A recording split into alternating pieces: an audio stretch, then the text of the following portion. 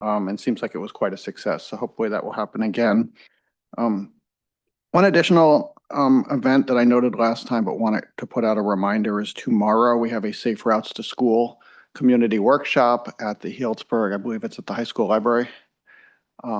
This is obviously focused on transportation to schools, but really a broader conversation as well about safety of transportation in general, and a great opportunity for people who might have an interest in that topic to come and meet with our staff, ask questions, provide feedback. And we value those opportunities just to hear from people and understand what their concerns are. And this will be part of developing future work plans for improvements to transportation infrastructure. One other update I mentioned last time, we have a survey out right now for our fire department standards of cover study. I'm guessing a standards of cover study survey probably doesn't jump off the page for people in terms of drawing them in. We've had okay responses so far, but would love to see more. So I'm just putting out a reminder to community members who might be listening and to the council and staff that we'll try to push the word out a little bit more. That's a technical term, but really what we're trying to do is define the nature and level of service that we can provide with our fire department for years to come. Looking at the resources we have available, which includes a new countywide sales tax for fire prevention, and trying to determine the best models of staffing, operations, programs to best serve our community. So we'd love to, we ask for everybody's help in just getting into that survey and really sharing what people's priorities are and vision is for fire protection services into the future. I'll also note, since I don't see our fire chief here, and I'm not sure if there's been any chatter out there, but our engine company and both chiefs are on a structure fire this evening in Geyserville. So they're providing that as a mutual aid service. We do have an engine from Northern Sonoma County Fire, which is backfilling at our station. So Healdsburg is covered. But if you don't see the chief here while I'm talking about that fire survey, know that he's out there working. And the last update I'll provide, I know there's some folks here who are interested in a station area plan that we'll be talking about later. And I just wanted to share that we are working closely with SMART on a community meeting, which will be timed roughly, or is intended to provide community information related to the start of their construction and their construction project of getting to Healdsburg. We get a lot of questions. Everybody wants to know when, but we also get more detailed questions about the nature of construction, the timing of it, what the impacts might be to neighboring businesses or residents. And SMART has committed and has been really a great partner in terms of being willing to come up and work with us to promote meetings. I don't have a date completely nailed down right now, but we're expecting the last week of March. And once we have that date, we'll work with SMART and we'll really push that out. It will, of course, be here in town and focused on the Healdsburg extension. So I know we as staff get a lot of questions. I'm sure the council does also. So we appreciate their willingness to come up and spend time with the community. I don't imagine it will be the last opportunity to engage, but it will be a good one for all of those questions. So just want to let you know that we're working on that and we'll have a date really soon. I think that's all I have. I'm happy to take any questions. Okay, do we have any questions for city manager?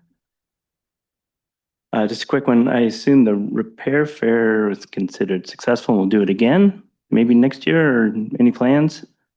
I don't want to speak for the county waste folks who would put that on unless our public works director does, but it was, while he's walking up, I'll say I was impressed with the results. So I would say successful, yes. It is likely. I don't believe there's a schedule yet. They gauge these based on success. They will come back more frequently when they have a lot of attendees. And I think this one went well, and I will get an update on schedule at some point and I'll pass it on to the city manager. Thank you. All right, we'll move on to public comments on items on the consent calendar and non-agenda items. This time is set aside to receive comments from the public regarding matters of general interest, not on the agenda, but related to city council business. Pursuant to the Brown Act, however, the city council cannot consider any issues or take action on any requests during this comment period. Welcome. Thank you. Good evening, council. I really prefer not to be in this very racist city where you have approximately 0% Black people. I'm very grateful that Councilman Edwards is here because last time I was here during the pandemic, I had to shut your meetings down for 3 months. You had an incredible council colleague, Ms. Skylar Palacios, who's Black and Latina. And Ms. Kelly was so threatened by that woman that she didn't want to be in the same room as her, and actually had her kicked off the DEI committee so she could take over. So I do not tolerate racism or monopolies or favoritism of any kinds in government. So I need to talk about the permitting process for cannabis.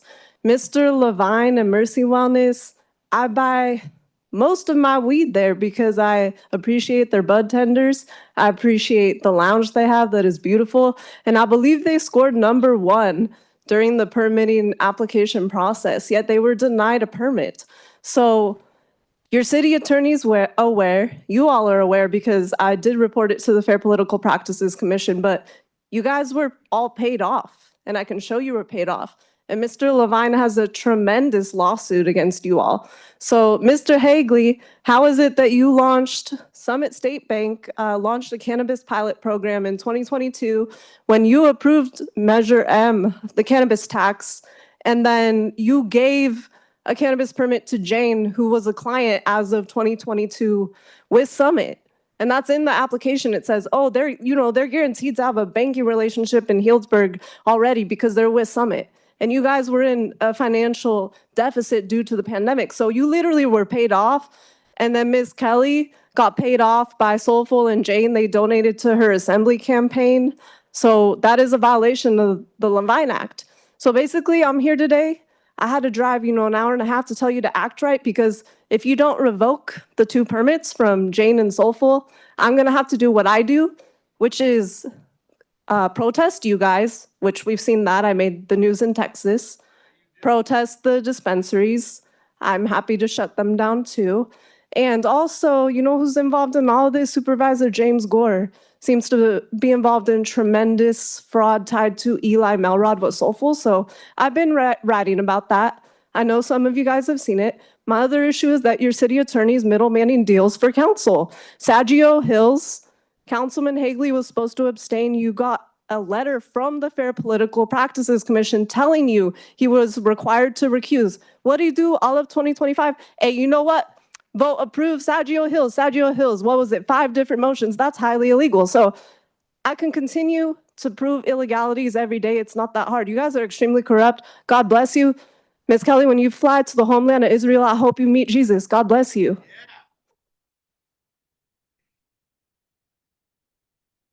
Welcome.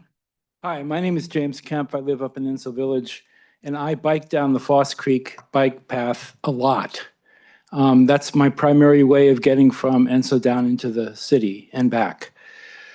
After the recent rain in December, the bike path was completely impassable for 2 weeks because it was flooded. There were several places where a hill comes down to the bike path, and then water was leaking out over the bike path. In some places, there was mud coming down onto it.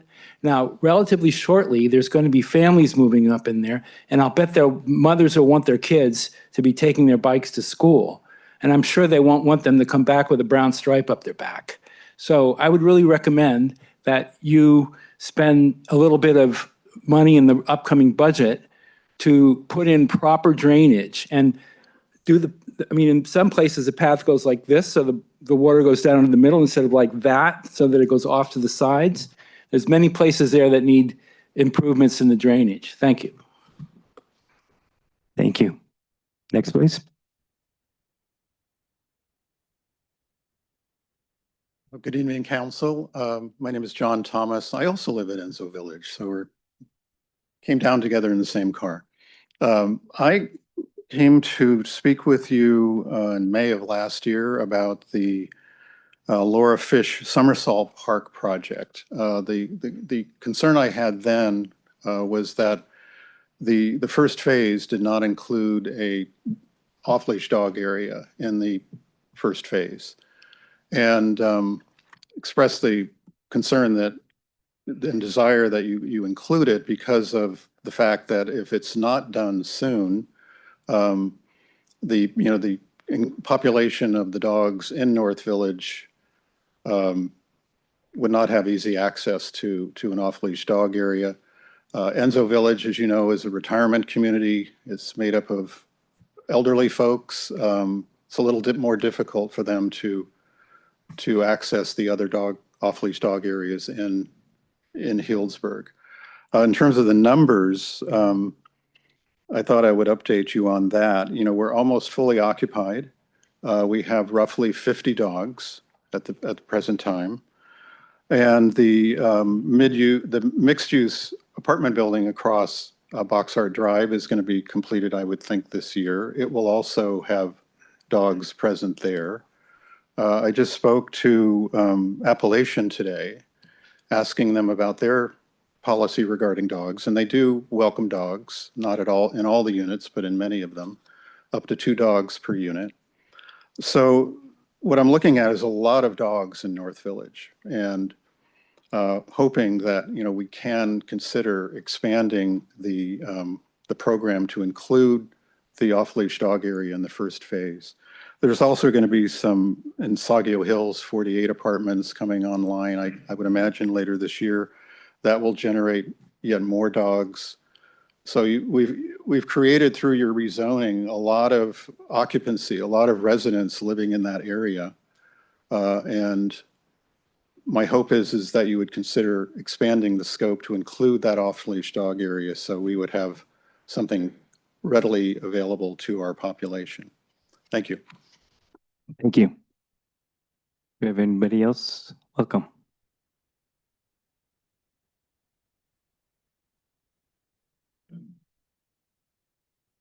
Good evening, Linda Cade, Mill District. I was suspicious about what Adina's talking about when all the weed stores were applying to come here, and that's kind of, I don't know what the recourse is, but it's interesting to know. And I brought some statistics from Sonoma County Transit because at the last meeting, Ariel Kelly said multiple times that nobody rides the bus, but actually thousands of people ride the bus. And so I brought the Sonoma County Transit spreadsheet about how many people ride the bus, because the climate mobilization strategy, micro mobility policy, which sounds like we want to provide free rides to people. I really don't know what that is, but instead of putting people out of business like taxi cab drivers or Lyft or Uber, the city of Healdsburg already put women driving women out of business. So a business owner doesn't have a business now because of the DASH program, and at least 12 people are out of jobs because of that. So I'll leave this here so everybody can see how many people actually ride the bus, up to over 1,000 a month.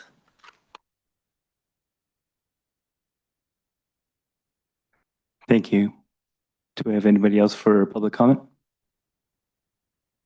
Seeing none, we'll close public comment and move on to the consent calendar. Do I have a motion to approve? So moved. Second? Can we have a roll call vote, please?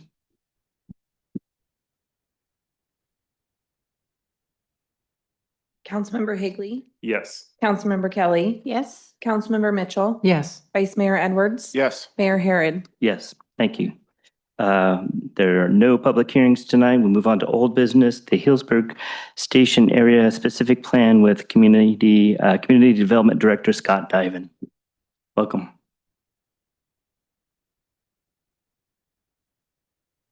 Thank you, Mayor. Good evening, council members. My goal this evening is to provide a brief update on the Healdsburg Smart Station Area Specific Plan and next steps. Next slide. So as many of you may have heard, there's a train coming to Healdsburg. Construction is anticipated to start pretty much imminently, I believe, here in 2026, and they're hoping to complete it in late 2028. Healdsburg's in a really unique position to develop a vision and a plan for how it can now take advantage of this opportunity and this new resource coming to town. Next slide.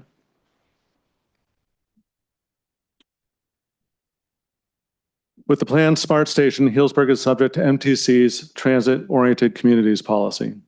The Transit-Oriented Communities Policy applies to all cities that have what they call a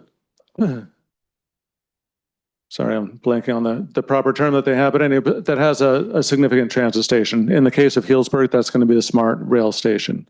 And with that policy comes a focus on areas that are within a half mile of that station. It seeks to align housing, employment, transportation, and environmental protection. It seeks to promote transit-supportive, inclusive communities that are accessible to people of all incomes. And it looks to support regional transit investments in the form of ridership. There's a real big push from the regional funding agencies to link their investments in transportation to land use policy in the hopes of increasing ridership and supporting those investments. It's also important to note that compliance with this transit-oriented communities policy is voluntary. However, it is going to be increasingly tied to future funding and the city's competitiveness. So funding programs such as One Bay Area Grant, are also known as OBAG, which I believe was the lion's share of our funding for Healdsburg Avenue. Those types of grants in the future are going to be looking towards compliance with this policy. Next slide. The transit-oriented communities policy has 4 guiding goals. It's to increase housing supply and affordability near transit, to increase office densities near regional hubs, to prioritize transit, walking, biking, and shared mobility, and to support equitable transit-oriented communities. Next slide.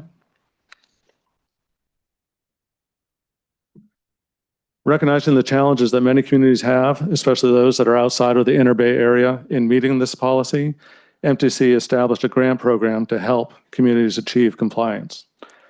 To that end, they started the MTC TOC Planning and Implementation Grant Program. The City of Healdsburg applied to that program and was successful in receiving $1.13 million to develop a plan to take advantage of SMART coming to town.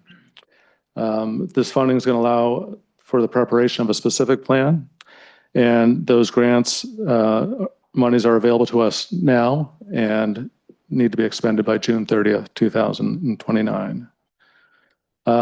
At this point in time, we've issued a request for proposals for a consultant team to help the city navigate through this process. Those proposals were promoted on January 6th, and they're due on February 20th of this month. And we anticipate consultant selection by the end of March. The City Council contract award is tentatively scheduled for April 6th. And after that, we'll get underway with the planning effort. In terms of schedule and timeline, this effort is anticipated to take 2 to 3 years. And as I noted, the consultant-led work will begin soon after council authorization. Next slide. So to help you understand a little bit about that planning area and what it looks like, it covers the half-mile radius around the SMART rail station located at the historic depot, and extends to the southern terminus of Healdsburg, or the area also known as the South Entry area. To help you a little bit with the northern limit, that's about Piper Street, and would cover the entirety of the downtown commercial district in that area south. So a large area for the city to take a look at. All of that is within a relatively easy bike or walk, and that's part of what helps define that area. Next slide.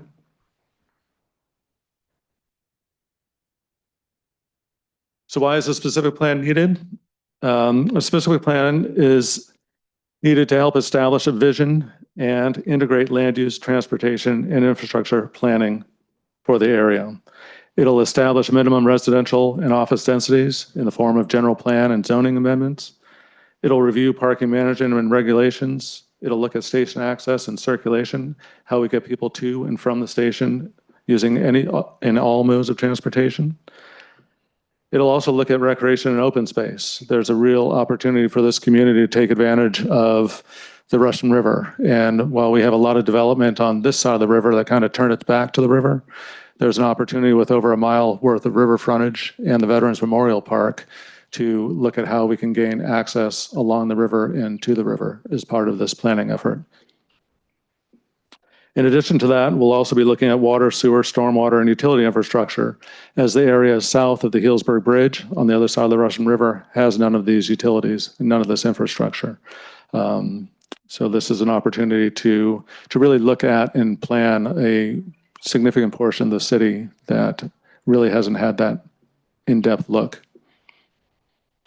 There'll also be a programmatic environmental impact report prepared as part of this planning effort. It'll identify impacts.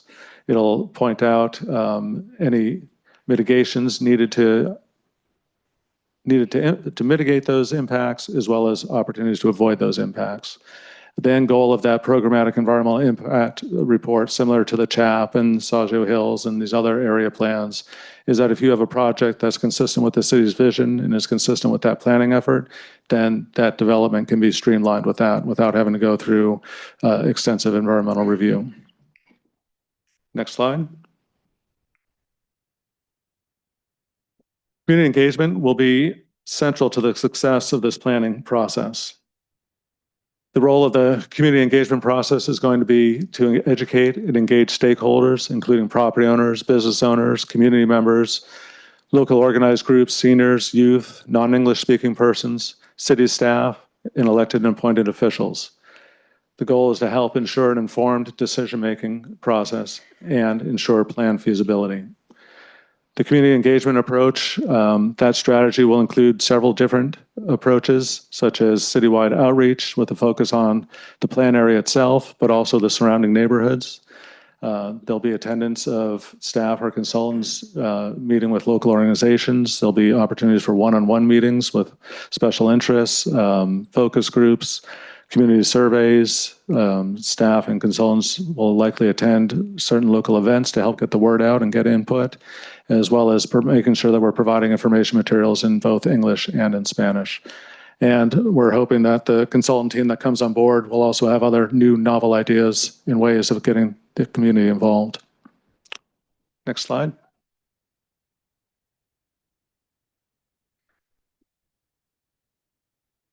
So in addition to that robust community engagement effort, we're looking at establishing 2 advisory committees. The first is a technical advisory committee. That committee will be responsible for technical review and agency coordination. It'll be comprised of members of different city departments, as well as partner agencies such as SMART, the Metropolitan Transportation Commission, SCTCA, county parks, et cetera. The goal of that committee is to ensure the technical feasibility of any plan concepts and approaches within the plan. In addition to that, there will be a community advisory committee. That committee's goal or objective will be to ensure that there's community input and feedback throughout the process. That committee will hopefully represent residents, businesses, stakeholders. It'll provide input on key deliverables throughout the process. And it's also important to note that as an advisory committee, its role is just that, it's advisory, but the policy decisions will remain ultimately with the city council at the end of this process. Next slide. So with regard to the Community Advisory Committee, staff is seeking input and direction from the City Council, affirming the committee's role and authority. As I noted, that would be advisory. We're looking for input on the size. We'd like to ensure that we have a committee that's large enough for diversity, but also small enough to successfully function. We'd also like some input from the council on what that composition should look like, any ideas that you have on who we should be reaching out to, as well as what that selection and appointment process should look like. This could be an appointment by the city council similar to other bodies with either a subcommittee or the entirety of the council weighing in on a set of applications. This task could be assigned to staff. There could be direct appointments by the city council members themselves, or there could be a combination of any of those approaches. In terms of meeting schedule, those meetings can either be regularly scheduled or they could just be as needed throughout the process. Those are some areas that we'd like some feedback on. In terms of a sunset date, I would imagine that this committee would be formed, but then would also dissolve when the planning process itself is complete and the plan has been adopted. And of course, as with any community committee, this would be subject to the Brown Act and all of its compliance requirements. Next slide. So in terms of next steps, after a discussion with the council this evening, we will return with a resolution establishing the Community Advisory Committee. We will put word out and start trying to drum up interest in participation in that committee itself. We will complete the consultant selection process. And with all of that done, we will initiate the specific plan project itself. With that, I'm happy to take any questions, and we can also go back to the prior slide if that helps the council kind of walk through some direction and decision points. Thank you. Okay, thank you. There's a lot there before us. So it's nice to start with this thorough overview. Anyone on the council have a question to start with? Councilmember. Thank you.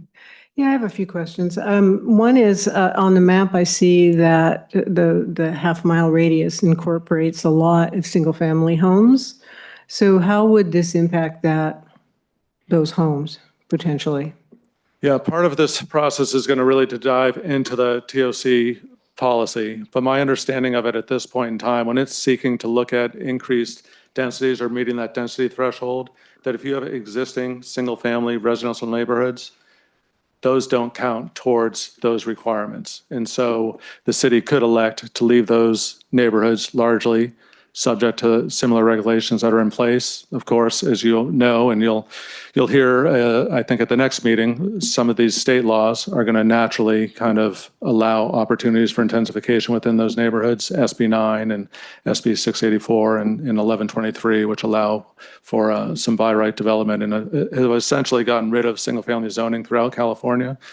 I would imagine, although I don't want to presuppose anything, that we would kind of rely on those laws that are in place and try not to change the character of that area of the city that the city holds dear. Okay. And also, we are encompassing the South Entry, and the report indicates that the property owners within those areas would likely possibly come forward with some assistance in the funding if we go over the 1.313. Have you had any conversations with those property owners in that area about this issue? Are they involved in this at all yet?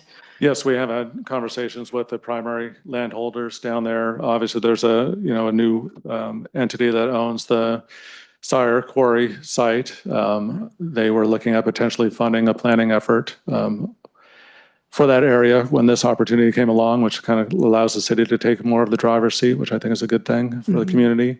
Until we get those proposals in, we don't know what this is going to cost. It could cost less, or it could likely cost more. And we've advised those property owners that if that is the case, that we would like their support in this planning effort to kind of get us over that funding hurdle. And then beyond that, we need to get utilities and so on out to that area to do anything. Is that something that they would also participate in, I presume, or would the city? Well, typically future development needs to pay its own way when it comes to development. But at the same time, as I mentioned before, there are going to be more and more grants available, not just for transportation improvements, but also other types of infrastructure improvements. And this would certainly make us, or that area, eligible for those grants. I'm sure they'll be highly competitive, but hopefully through some kind of combination of developer, property owner participation and the potential of grants, that'll help fund that extension of infrastructure to that area. But a big part of this planning effort is going to be an infrastructure plan as well as financing strategy that will kind of point out different mechanisms for funding the necessary infrastructure down there, as well as potential funding sources. And one last question, speaking of grants, and the 1.13 million includes some federal funding sources per the staff report. Is there any concern about that being an issue at this point, the federal funding? No, I've checked with the funding. At this point in time, there's no concern with that. Okay, thank you. Okay, thanks. No? Any question? Yeah. And what role will the Planning Commission have in this process? That's still to be defined, but obviously they're going to have the first kind of bite at the apple, and they're ultimately the recommending body to the city council. So our plan would be to have workshops with the Planning Commission, ultimately presenting the plan, all the associated policies, the general plan amendments, the land use code updates to them for a recommendation to the city council. So I see them being involved throughout the process and us keeping them informed. Do you see, similar to, I think, what we did with the last housing committee, having a representative or liaison from the Planning Commission on this advisory committee as a individual that's named? Would that be a helpful role, or is that something that staff has contemplated at this time? I've seen that done in many cities, and that's part of the feedback I'd like to get from the council in terms of what type of makeup of that body you would like to see. For the list of entities for the the Technical Advisory Committee, I saw a list of suggested entities, and I'm curious if that is an exhaustive list, or are you open to adding other agencies like the Air District? Oh, no, absolutely. We're open to adding additional. That was just kind of a rough first go at it. Okay. But any of the regional bodies that are going to have a role in the plan implementation and review of future development, such as the Air District, should certainly be involved. So we'll reach out to them as well. And then for the funds that this council had previously allocated in the last budget cycle towards the South Entry Area Plan, I think it was $250,000. That number sounds about right. I'm looking at City Manager Kay. Are we allocating those funds in addition to this, or that's kind of being put on the back burner with the plan to exhaust the MTC funds first, and then if we need additional funds, we would use the general fund money? Yeah, I think you were right with the amount, first off. That's what I remember as well. Those funds were actually put into the long-range planning fund, which, and you're absolutely right, this is one of those needs, the most pressing need that we've been thinking we'll need some funding for. My personal hope at this point is the grant will prove to be sufficient, and we wouldn't need to supplement. If we did, we'd obviously have to have a different conversation about city funds versus property owner funds. That's all subject to the willingness of people to participate. They aren't compelled to. We also own a little bit of land out there. So I think all of that would have to be figured out. For what it's worth though, my hope would be that those funds could actually stay in the long-range planning fund, because right around the time we finish this effort, we're going to be closing in on the end date of our general plan. So this won't unfortunately be the last of our very expensive long-range planning needs. So I don't think it's a bad thing if we continue to accumulate money in that fund. But options are definitely on the table, and we'll have to see what happens when the bids come back.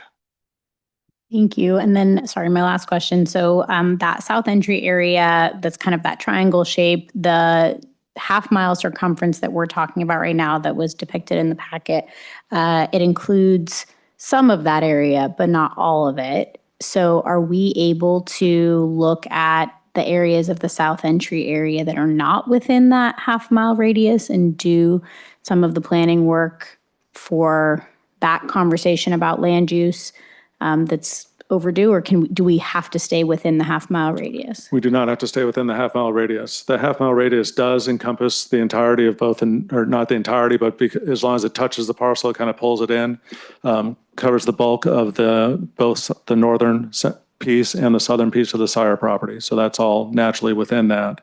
The South Entry area also has a designation from MTC as being a priority site. And so we were able to include the entirety of the South Entry area as part of this planning effort, because it's part of what's called our priority development area, which is a regional designation. So the planning will cover that entirety. Great, thank you. Yeah. It's a great opportunity for us. Huge, amazing opportunity. It's really exciting. Thanks.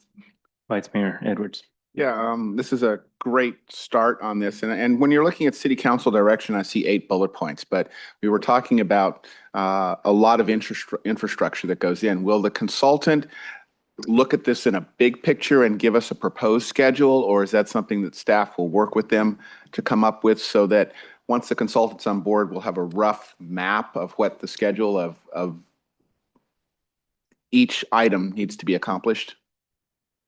We should have a good look at what that overall infrastructure needs are to extend and serve that area. And based on the land use program that's determined as part of this, make sure that that infrastructure plan is sized appropriately in terms of the size of the sewer mains and the water mains, et cetera.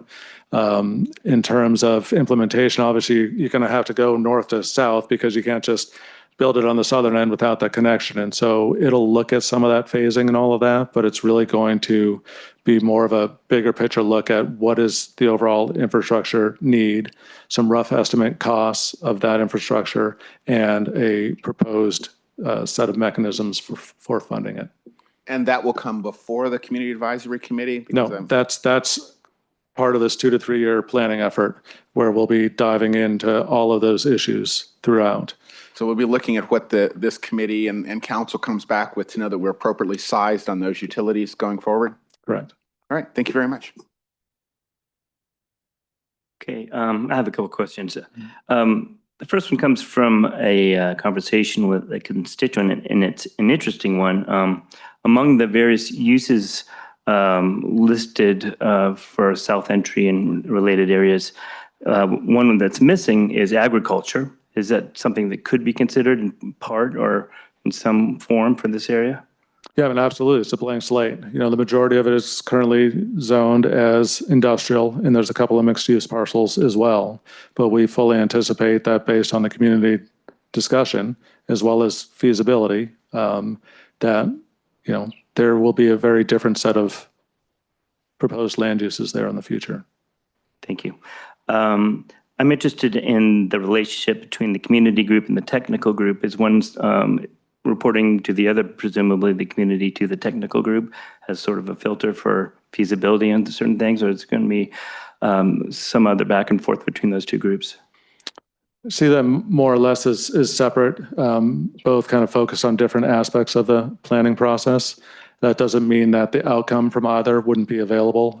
I anticipate that we'll have whatever meeting notes from either committee available to each respective committee, but also to the public, the planning commission, the council, et cetera, throughout. Okay, and then finally, are you mostly just looking for direction from the council this evening about the community group composition, how we're going to pull them together and so on? Is that the main focus of our conversation after public comment? Yes. Yeah, okay, thank you. Do we have any other questions for public comment? Seeing none, I'll open it up. If you would like to come forward and speak on this topic, please come to the podium. Welcome.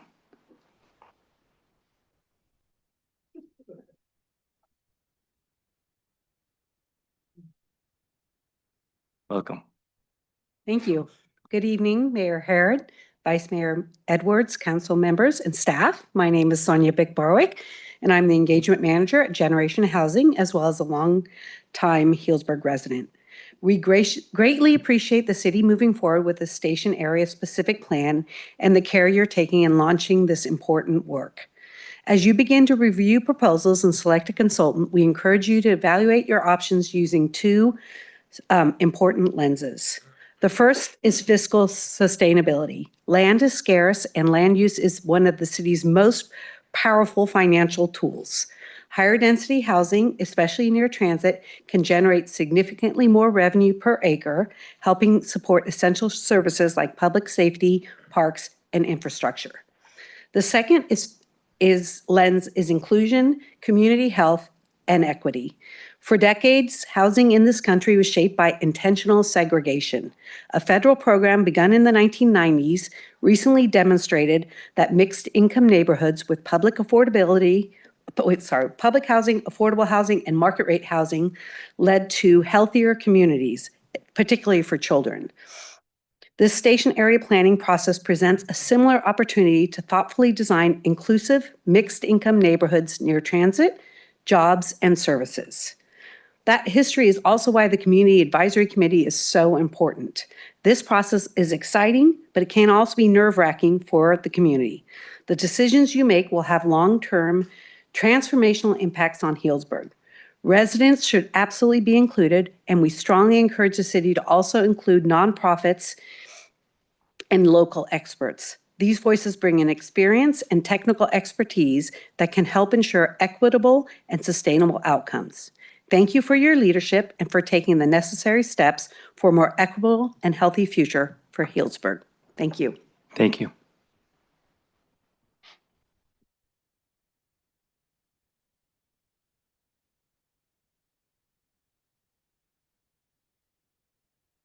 Welcome. Hello, my name is Kim Lockhart. I'm the owner of River's Edge. I've met you before. I'm here because I have a couple of follow-up questions about this process. I'm next to the Sire property and I was not contacted, and I just wanted to put out there that if I'm a property owner impacted, I was not contacted. And my main question is about how the city of Healdsburg is balancing accuracy on public outreach with, I guess, numbers from SMART. So as I've mentioned before, in the last environmental report from SMART that they approved in December, they did not include any of the river users, 69,000 people who use the river in between Veterans Memorial Beach and River's Edge. So an outreach committee is great, but I don't understand who is responsible for the accuracy about when Healdsburg is accounted for and when they're not. I don't see anyone seeming to really be in charge of that, and it needs to happen because we can't ignore Healdsburg residents in one report and then try and bring them in a different report and act like that's okay. So I'm really hoping that somebody can clarify for me who is ultimately responsible for accounting for who is impacted in Healdsburg and how that number is reached. Thank you.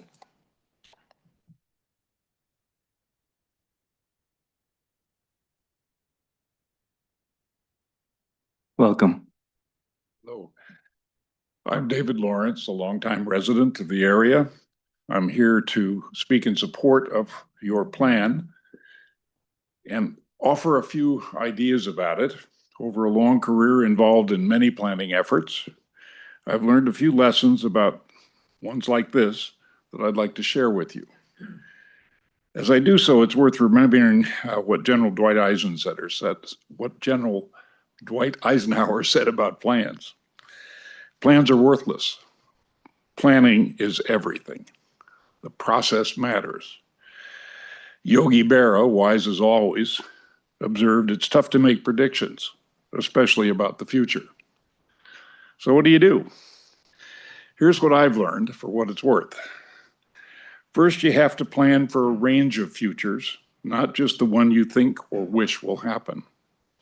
A plan that assumes a particular future is almost always wrong. Second, when the signals tell you it's time to adjust your plan, do so. Adapting isn't weakness, though it's difficult politically. It's smart stewardship. Or as the economist John Maynard Keynes once said, when the facts changed, so do I. Third, you must stay true to your values, but flexible on tactics. You can't predict everything, but as leaders, you want to respond thoughtfully when you're surprised, as you will be. You have an opportunity to put these ideas into practice now. Nearly 2 years ago, the council voted 3-1 to locate the SMART terminal at the depot site. Conditions have changed, though, dramatically. And good planners and responsible stewards could revisit that decision while there is still time. Consider, you thought Healdsburg would be the last stop for SMART. It's not.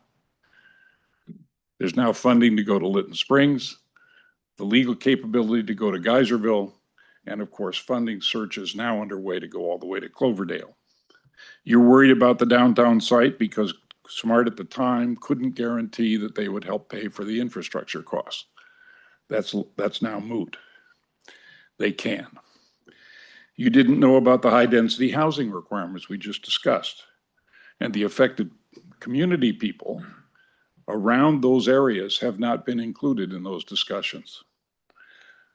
And finally, Enzo Village, Randall, and Mill District developments and residents were not completed when you did that, and no residents were in place. They are now and haven't been heard.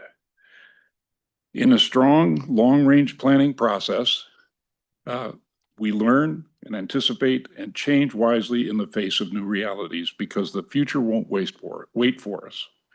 It's our responsibility to keep up. Thank you. Thank you. Next. Welcome. Evening, Mr. Mayor, Vice Mayor, members of the council. Mark Horn. With respect to the schedule, I note that there's an awful lot that needs to be accomplished, and a 2 to 3 year time frame sounds good. And yet it's also worth noting that In September, SMART hired a joint venture whose schedule is predicated upon beginning revenue service by New Year's Eve of 2028, which is 5 weeks short of 3 years. So I'm hoping we can complete this process before the train comes to town. Thank you. Thank you.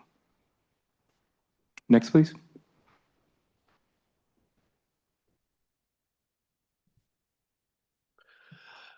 Hello, Mark McMillan. I'm from Parkland Farms. I think this is just an incredibly generational change that we're about to embark on. I think that this station area plan is going to inform the general plan update. So I think it's very important to, at this juncture, understand that the community has been working on plans for years.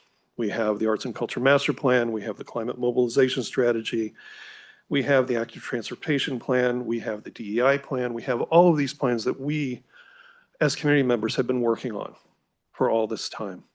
And I request that you ask staff to work with the consultant to make sure these plans are integrated into this station area plan.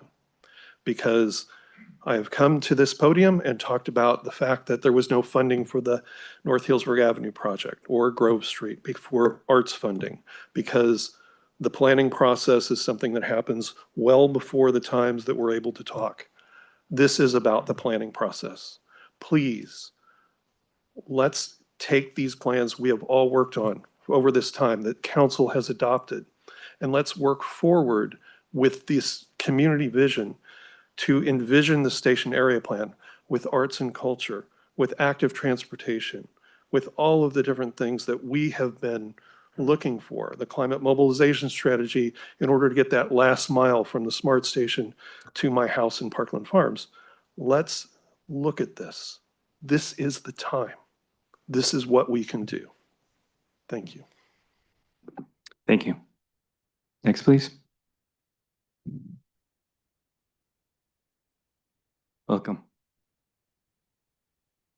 Good evening. My name's Ty Benoit, and I just want to echo a couple of the comments that were made. I just attended the Arts and Culture Master Planning process at the 222, and I agree with Mark that this is very important to pull together the plans that we already have. And then I'd also like to echo what Sonia said from Generation Housing, that nonprofits like Climate Action Healdsburg, that's worked very productively with the city in the past, be involved in some formal way in this process. So thank you. Thank you. Next, please.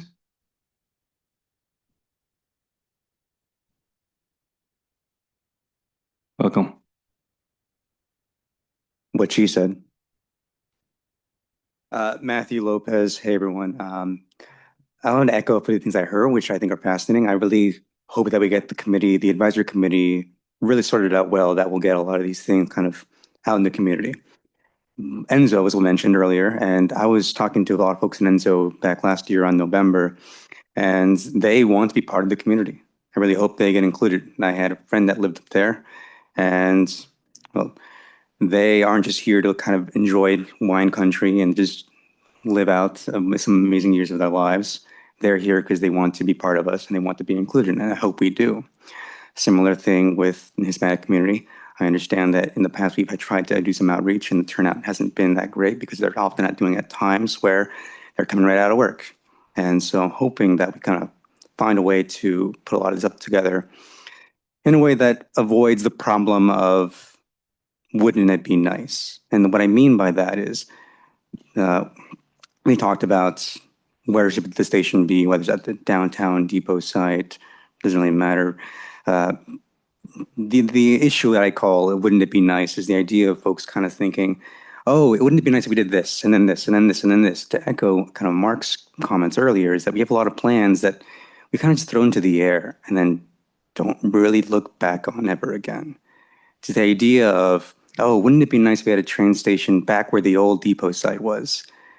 And then now it's there, and now it's less accessible for folks that want to be using it more and would use it more, rather than the folks who use it once to go down to Petaluma or Santa Rosa or San Francisco for a day and then back. That's what I describe the issue of. Wouldn't it be nice? Let's make it more helpful for the ones who want to be part of the community more, and the ones who actively see themselves using these resources and abilities. Thank you. Next, please. Anybody else? Give it another second here. Okay, thank you everybody for your comments. We'll bring it back to council now and tackle this question of the community committee. And who would like to start this one? Councilmember Kelly. Mr. Mayor, is it okay? I have a couple follow-up questions just based on what some of the folks said. Of course, yeah. So one of the things that was mentioned, and I recall a housing workshop that we attended where it was data around land use and densities was presented in a three-dimensional context for other cities, and it was like a value per acre economic development depiction.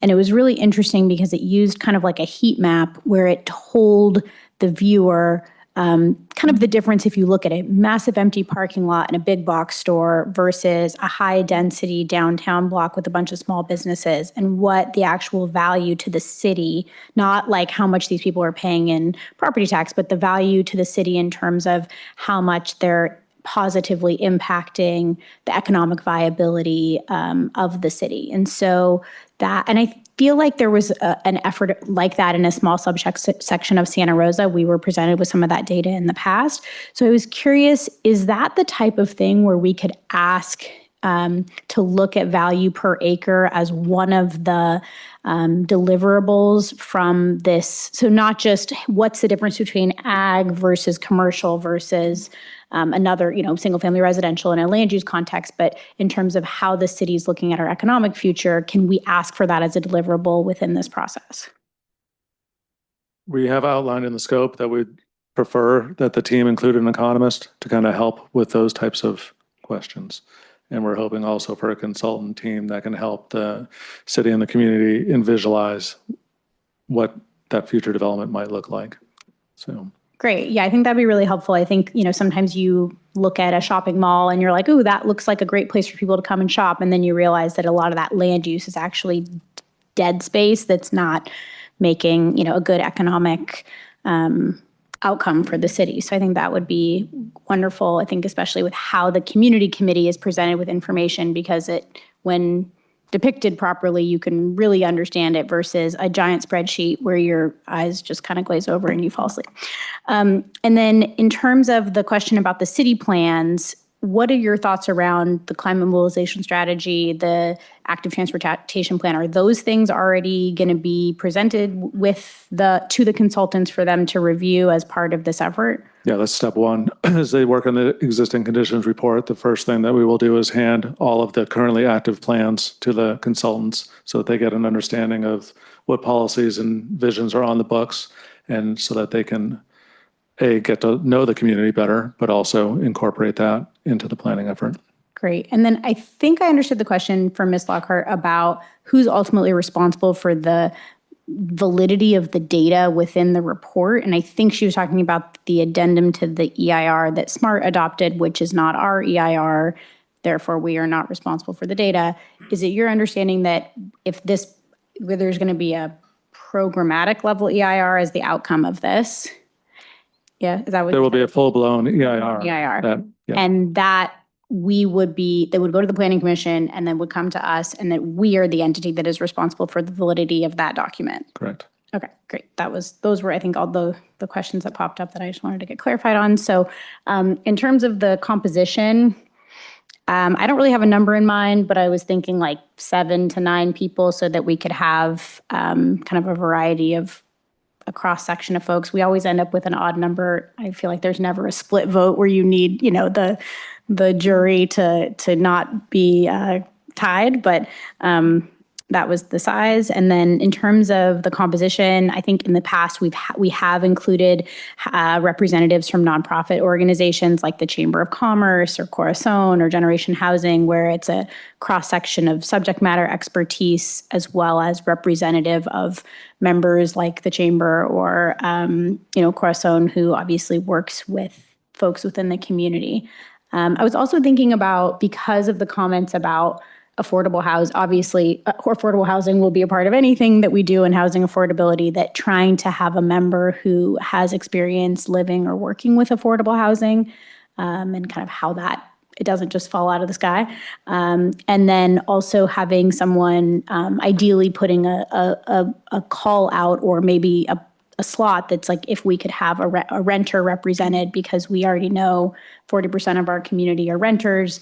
We don't have a lot of representation of renters in other elected and appointed bodies, and trying to figure out kind of how we meet the need of renters going forward, I think would be helpful. I agree with your point about this sunsets when this process ends. And then I would suggest meeting as needed. I feel like there is nothing worse than like having a meeting schedule and going to a meeting and it's like, oh, there's barely nothing on the agenda. Why are we wasting time? So I think having just to meet when we need folks to come together around a process.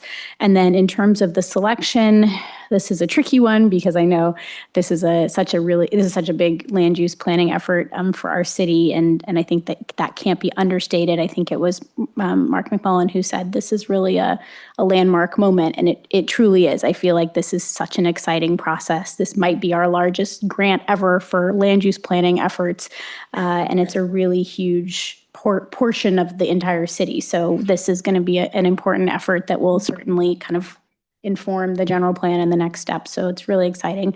I don't know what the right way to do the selection process is. Historically, we form a subcommittee and then the subcommittee interviews applicants and then they make a recommendation. I don't know, because we're starting from scratch with this, if it would be that, but having two subcommittees and they make recommendations. But I'm open to it. And ultimately, I know that there would be recommendations that come to the whole council and we can veto on the spot, which is always super awkward and really inappropriate, but we can always do that if need be. So I'm open to what the process could look like. And I think a group interview publicly is always a little bit awkward and probably not the best course of action either. So thanks. Okay. Who'd like to go next? I'll go ahead. What have you seen is, I think, I was thinking more around 7 to 11 as far as groups. What size have you found that becomes unruly, and have you found a sweet spot in these types of planning issues? In terms of finding the sweet spot, that's hard to say. I would say probably in that 7 to, I hesitate to say 15 because that does start to get pretty unwieldy. But certainly in that 7 to 11 size doesn't seem unreasonable. I'd also like to point out that regardless of what the size of the committee ends up being, these will all be public meetings, and we will be strongly encouraging members of the public that maybe didn't get selected or didn't even throw their hat in the ring to be on the committee will hopefully attend and be offering their input and following this process throughout. So that's always the biggest challenge. And what we've always tried to do is, regardless of the committee size, we want the community to be engaged in attending those meetings. And is it possible to have some of those meetings scheduled throughout the city and possibly even a weekend meeting so that we could have strong participation from the community? Because I know not always the community, people are busy weeknights. They've got kids doing homework, cooking dinner. And so maybe we should have at least a couple of weekend meetings so that the community would have more of an opportunity to participate. That has been my experience in the past on planning efforts like this, is that we'll usually throw in at least a couple weekend or alternative time type of meetings to try and engage people that aren't, as many people have mentioned, available or interested in participating after a long day's work. And then I know that I've been doing this for 3 years. You've done this almost a lifetime. Does our staff, and I'm not going to say that I'm an expert at picking who would be good in this. I have general ideas. I think it would be kind of good to have council members pick members, have staff maybe recommend some. I don't know. In the experience, would you be able to provide, or would staff have the ability to kind of pre-screen, look through these and say that, yes, this person's qualified, and the council would be able to look at that general pool? We'd have some type of guidance from staff? I think that's certainly a possibility. I think in most cases that I've experienced, the council's been presented with a broad group of people and kind of made sure that ultimately whoever was selected reflected a diverse set of backgrounds and interests to help inform that planning effort itself. So, Bryce, if I could jump in with just a thought on that, I totally agree with what Scott just said. I would just offer that qualified probably isn't a concern or a criterion that's on our minds a lot. As you heard, there will be a technical advisory committee of different organizations with specific expertise. I'm sure we'll get a great consultant. I think the world of our staff internally in terms of expertise. What we're really looking for with this group is what Scott just said, a diversity of perspectives and thought. I think that will make for a better outcome. I think it also, I love all the positivity in the room, and I'm really excited about this process myself. I also realize, though, that when we're talking about future development over a large chunk of the city, not every meeting perhaps will have that same vibe, and sometimes we as a community will disagree about what the outcomes are. And I think giving this committee a chance to do that amicably and cooperatively gives you all a better product. So what ultimately comes back to this room after many meetings and many check-ins is something that's kind of already been through the battles of different aims. So qualified, I guess it just depends what we mean. But I guess what I'm getting at is that I think the city, while we're happy to look at staff playing a role in this or a hybrid approach, I think we have a good perspective as well. I think the city council really is experts in understanding the different corners of the community and different stakeholders. So I think finding some way to bring that perspective in will be helpful as you all help us put together a group that looks like the community. So I hope that's helpful. We're open to different ways in terms of city council, either in committees or individually or as a group putting forth names. We're happy as staff to supplement that or contribute to that process. But I would just kind of keep that big goal in mind of kind of getting a broad spectrum of opinion. Yeah, my next question was on the actual setting out the interaction between the technical advisory committee and the community advisory committee, because I think understanding how those two committees work together will help us get people on both of those committees who understand what they will be working with, what the task is, and how they'll be going forward. And how will this work, or who goes first, who goes second? Do they kind of parallel track? What is the method of communicating between the technical advisory group and the community advisory group? Is that through council? In other words, we will get presentations and then we will disseminate that out to the true groups, or how do you envision this? I see both of those groups kind of working in parallel throughout the process, and what they bring to the table will be part of what's presented to the planning commission and to the city council, not necessarily something that's going back and forth through the council itself. That answers your question. All right, thank you. So I assume that you'd be working with both of those groups and you'd be kind of a common thread between them, is that right? Correct. Okay, thank you. Yeah, so let me, to answer the questions that are put to us, I think the size that you're talking about probably more above the 10 mark, because if we're looking at wanting to have residents, property owners, business owners, nonprofits,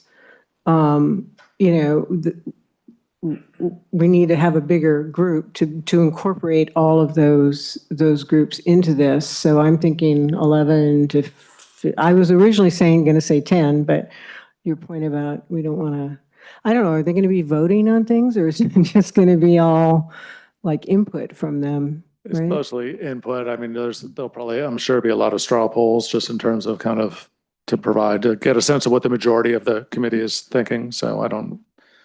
Does it need to be an odd number, I guess, is my question. I think. Doesn't it just always seems to be nice to have someone that can break a tie, should it Should But it it's, be? but it's, like you said, this isn't ultimately their advisory, and so it's not gonna make or break it if it's an Right. even number either. The other question that Vice Mayor Edwards had about different times for meetings, if this is a Brown Act committee, it seems like that's a little bit of a barrier to being able to do that. How would we, we'd have to notice it and all of that. Would it be in the chambers? Could it be at the community center? How would that work? I think given this, they will all have to be noticed, so they'll all follow the Brown Act in that regard. Depending on whatever the size of the committee is, we're going to have to find locations that accommodate that committee, as well as accommodate, hopefully, a good chunk of public that's turning out for those meetings as well. So the community center starts to become a logical location. The library could be a location. We'll have to look at that. So it's doable, except we can't film from those locations, right? That becomes the biggest challenge. If you had a group of 7, then in theory you could have those meetings here and at the dais, and Right. they could take advantage of this equipment. But Okay. it also doesn't necessarily lend itself to the same type of dialogue and cooperation amongst those that are participating. So, And as far as how to pick the members, I would like to consider like envisioning your department being kind of like an HR department where you gather together all of the applicants and sort of rate them and present them to the council in a way that is organized that we can choose. And then maybe have each council member choose someone. And then maybe the planning department choose, or the staff choose some members as well. So have it being kind of a cooperative review rather than, I think a subcommittee of the council wouldn't really work well for this because it's a pretty big process. And I wouldn't want just 2 members with that responsibility personally. So anyway, I think something like that might work in the choosing of the group. It'd be diverse, hopefully. And then, yeah, sunset, what else? What are the other? Brown Act, I mean, it has to be a Brown Act compliant committee. So that question's already been answered, right? So that is good and bad. We all know that it's important for everybody to know what's going on, but it's also sometimes difficult to gather people together and whatnot. But that's a moot point at this time. So I think anyway, I think that I've answered all the questions that you've asked us to, in my opinions. Couple questions. So we talked a little bit, but would the meetings be pretty formal, or do you think it'd be more like workshops, interactions? I didn't go to it, but I think was it the Arts Commission did one at the 222 that sounded like it was more interactive. Like, what are you envisioning for this committee? much more workshop and interactive as opposed to formal, for sure. Okay.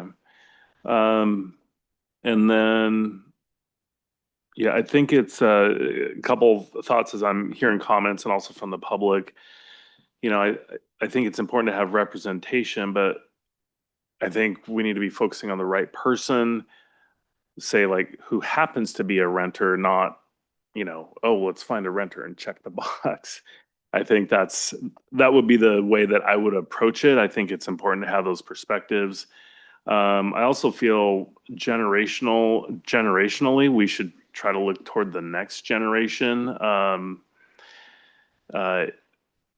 for the input, especially if it's related to, property ownership or businesses in town. If there's, the younger generation is coming up behind, I think it'd be nice to look there. We've had some apply for planning commission.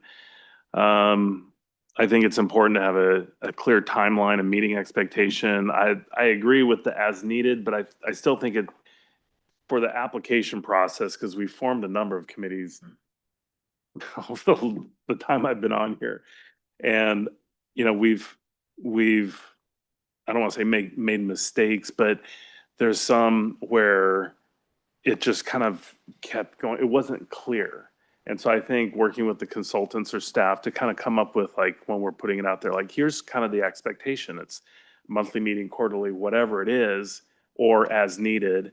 And they'll most likely be, in the evenings at this time or the afternoon at this time or something, or maybe there's a set schedule, and they're going to be here in the chambers with an occasional meeting, say at Coyote Sonoma or somewhere within this area. I mean, I guess we're in this area, so it fits. But that's where I was kind of thinking, like, not like a field trip, but maybe that's where the workshops can be to, again, gather as much input as possible. I'll make a comment. I've served on the Great Redwood Trail Agency and CRA, and there are a lot of members, and we actually use this chamber, and we'd end up over where Sam and Jeff are sitting and keep working our way around. And I don't remember, but it wasn't like 18. I can look it up in a second and let you know, but it is possible to do that here. And I mean, Melanie and we'd swap out mics and things like that if we had a comment. And then let's see. So I think it's important that, this body is going to be making recommendations and gathering input. And that's really, in my opinion, that's their function, is to gather the information, to bring it to us. And I want to make sure that the committee's recommendations aren't going to just be set aside by the consultant, so that our final, presentation is kind of a sanitized version. I mean, obviously the consultant or staff could have a recommendation, but I think it's important if there's a real serious recommendation that comes from the committee, that it doesn't just get set aside before it comes to us. I feel like it's something that, oh, that's a great idea. And if we decide to set aside that recommendation, we're kind of having that discussion as to why. Because we obviously have different perspectives when we're looking at citywide versus if you're zeroed in on something. Okay, so I have my notes on, all right, so the type advisory only, size, I had no more than 7. So, but I'm fine to go more than that, because I can see, like, but I don't think 15, you're getting way too big. So maybe, I don't know. Yeah, I mean, I'm open to it. I want it to be functional. I have a couple names in mind already that I think would be great. I don't know if I should share them yet, but let's see. Brown Act, absolutely. Sunset date, we talked about that. There's a question that came up about the timeline and when the train's supposed to be running. Is that really a big concern for this? Because the train is it's coming, and we're talking about a long discussion on what's going to be growing around it for the next decades coming forward. So I think Mark brought that up about the timing. Is that something that we need to be concerned about, or can this go past when the train gets here? It can certainly go a little bit past that, and obviously the implementation of the plan is going to go well beyond the start of Smart Rail, and so it's not critical. In some ways, I don't disagree. It'd be nice to be able to kind of, at the same time that this plan is getting adopted, the train service starts, and that hopefully helps kind of provide some of that enthusiasm and interest in its implementation, but it's not critical that it happen at the same time. That's helpful. That makes sense. Okay.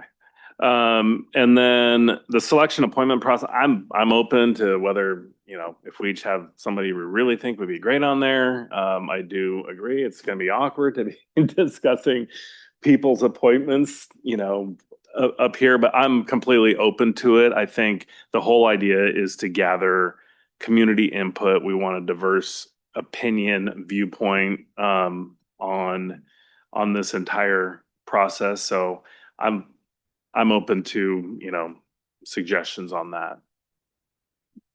Thank you.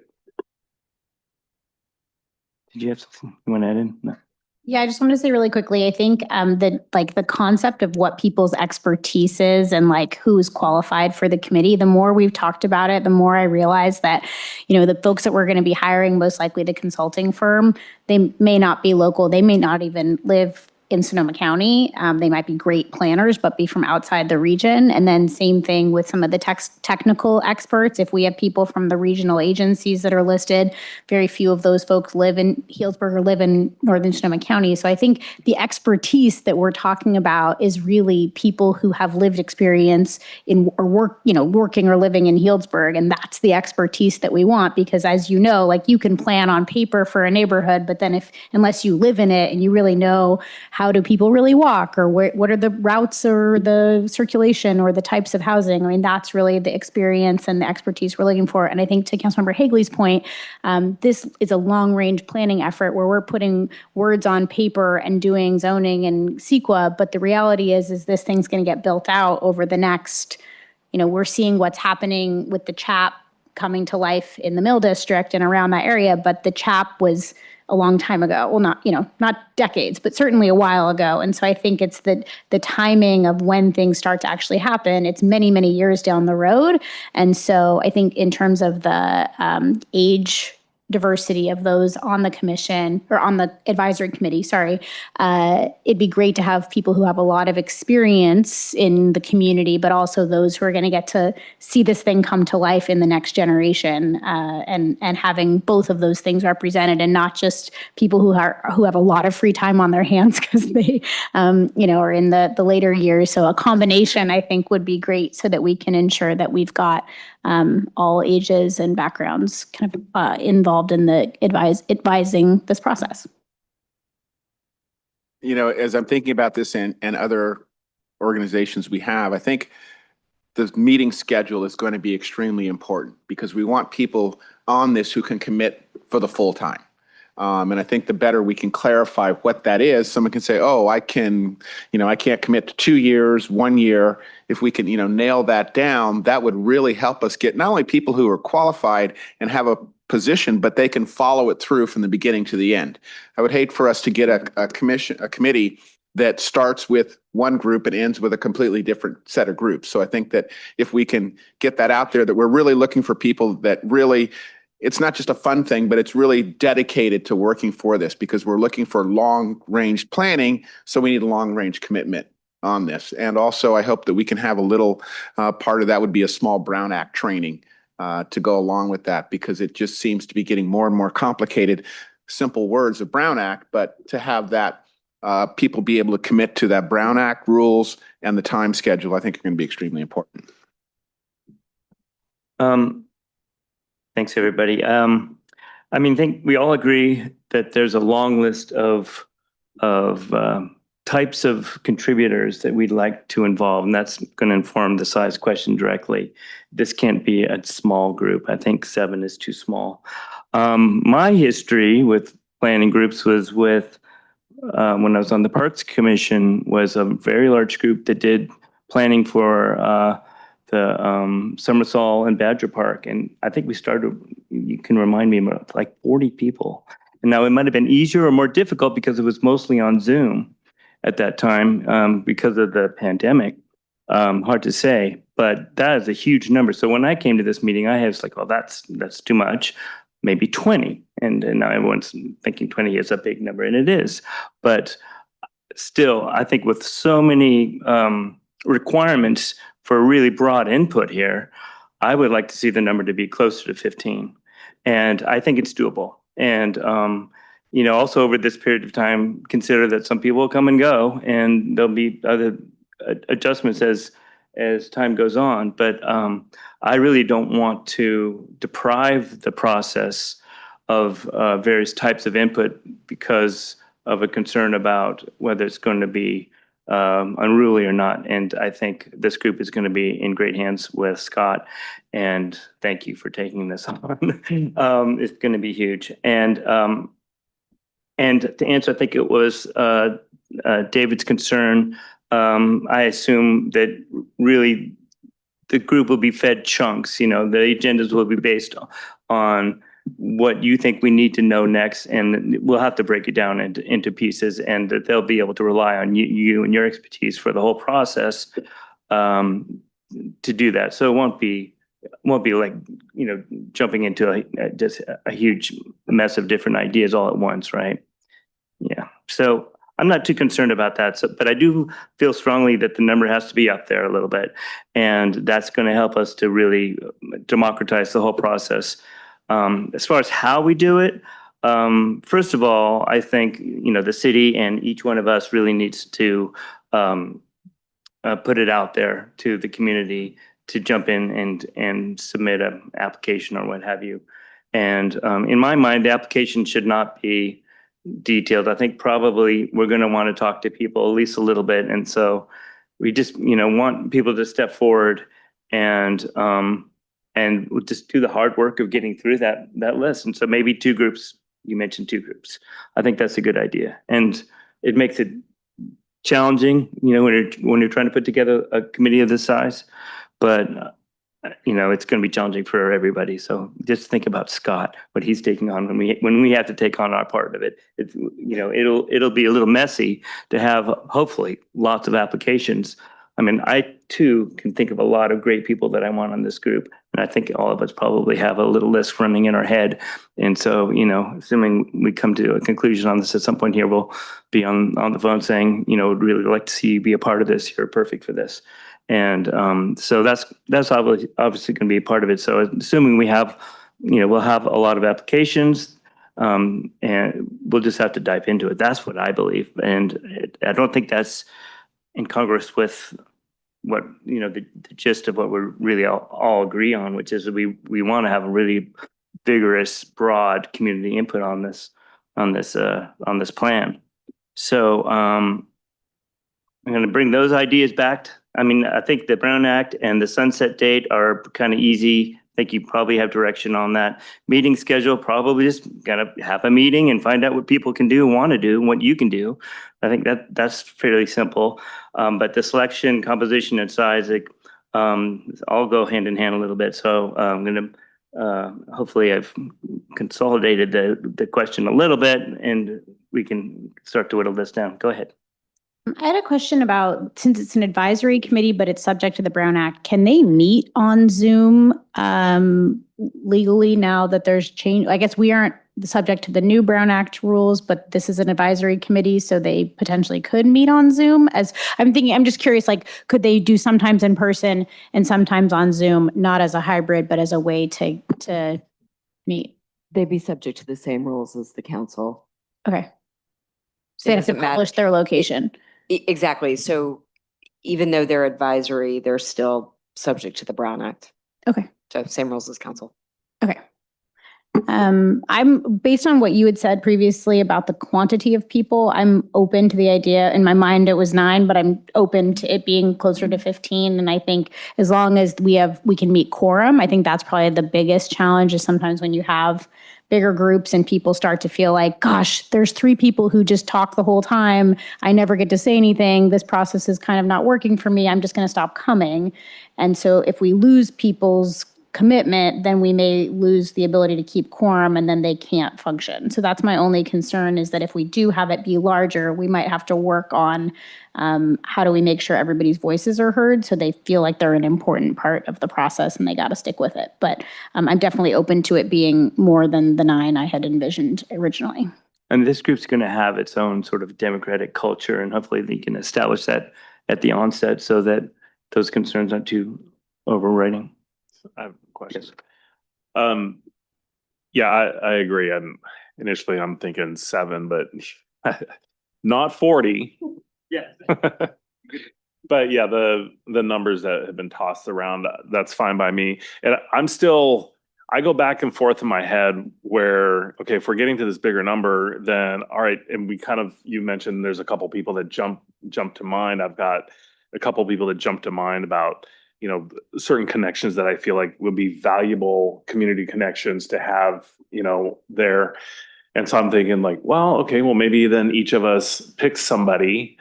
But if say the number's 15 and we each pick somebody, then do you feel there would be a concern that then the people that we had picked, then the others might feel like, I don't want a 2-tiered system. You know what I mean? Oh, well, they're the ones that were selected by council versus everybody selected at once. Because goals to try to get really good input. I don't know. It's just the thought. I think we're a good example of how we're all equal and we kind of make it work. You know, if we came into this understanding that we're equals, and our positions come in how we run the meetings, but our opinions are all equal. And I don't think that if we appointed somebody that they would have a stronger opinion than anybody else on it. I am concerned about a subcommittee because I look at the subcommittees I've been on, and I think that this is important enough that we need the full council reviewing it. It would be narrowing it down too far when it gets to the council if we did the subcommittees. I think that we'd overlook some people if we did that. So I have a question. So sorry, I'm like just jumping in. Okay. So I was trying to think like, okay, so if we don't have a subcommittee and we have, say, 40 people apply for 15 spots, and then all right, we come up with our top 20 and then kind of see who, like a straw poll. I don't know. I mean, maybe staff has experience with that. So it's not, here's my list, and then, well, you need to cross out these 2 people because my 2 people are better or whatever. You're like, that's not what we're trying to do here, so I just, Councilmember Mitchell would like to go next, I think. Thank you. Yeah.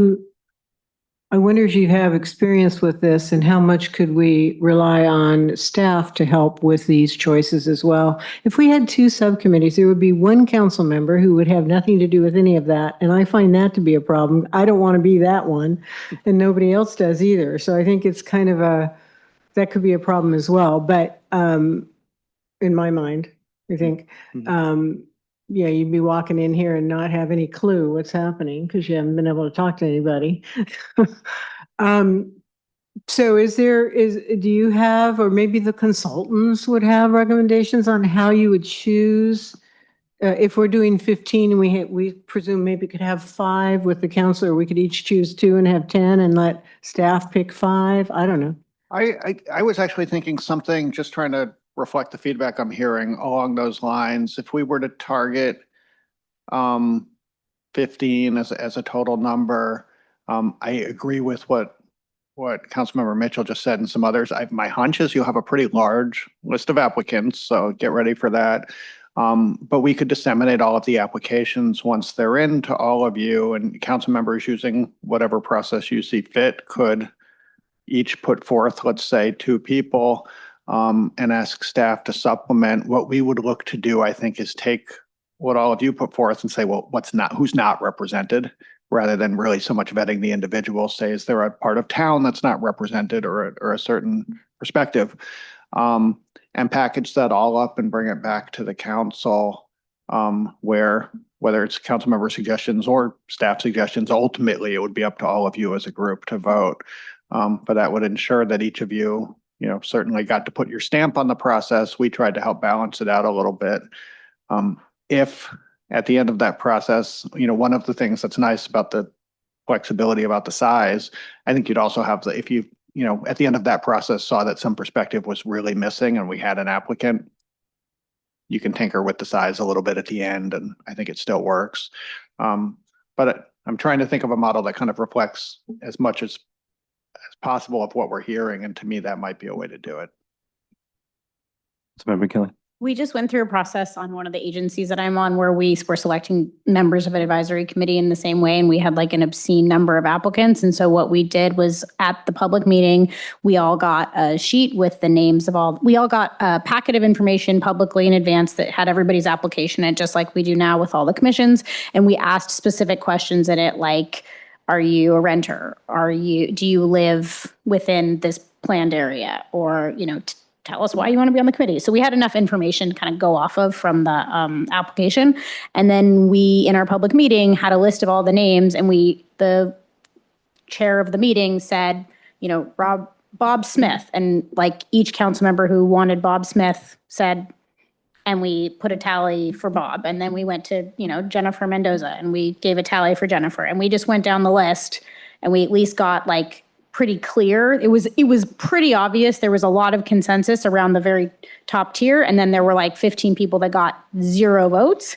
And then we counted those people up, and it was actually like not that complicated because there was a lot of consensus around why certain folks wanted to be on there and whatever. And then there were we picked 17 people and for 15 spots. And then we just talked about the people in the bottom of the list and said, well, we look at this list. We have 15 people who all live in this one area. Why don't we blah, blah, blah. And then it was done. So that was a way we kind of did it in 20 minutes, and everybody was involved, but there were no subcommittees, and we could have public comment. And some of the people came during public comment to say, hey, we've never met. I just moved here last week and I want to be involved in this effort. We were like, ooh, okay. So. That's a really intriguing idea. Thank you. 20 minutes. Hold you to that? No. But I'll second the 20 minutes. yeah, that's I think in that process, what the application is super important. And I think one step before we got there would be to have to, as a council, meet and approve the application and make sure that it's got what we want in it. And that wouldn't be a lengthy conversation. We all sort of have general idea of some of the boxes we want to have on there to check. But I think if we could all agree on that, then that would sort of be a good step forward. Did you have something you wanted to know? Well, go ahead. Do we want to have, as you said, you had 15, but you got 17 with the 2 alternates? Are we looking at alternates, or are we just looking at letting it attrit if it attrits down?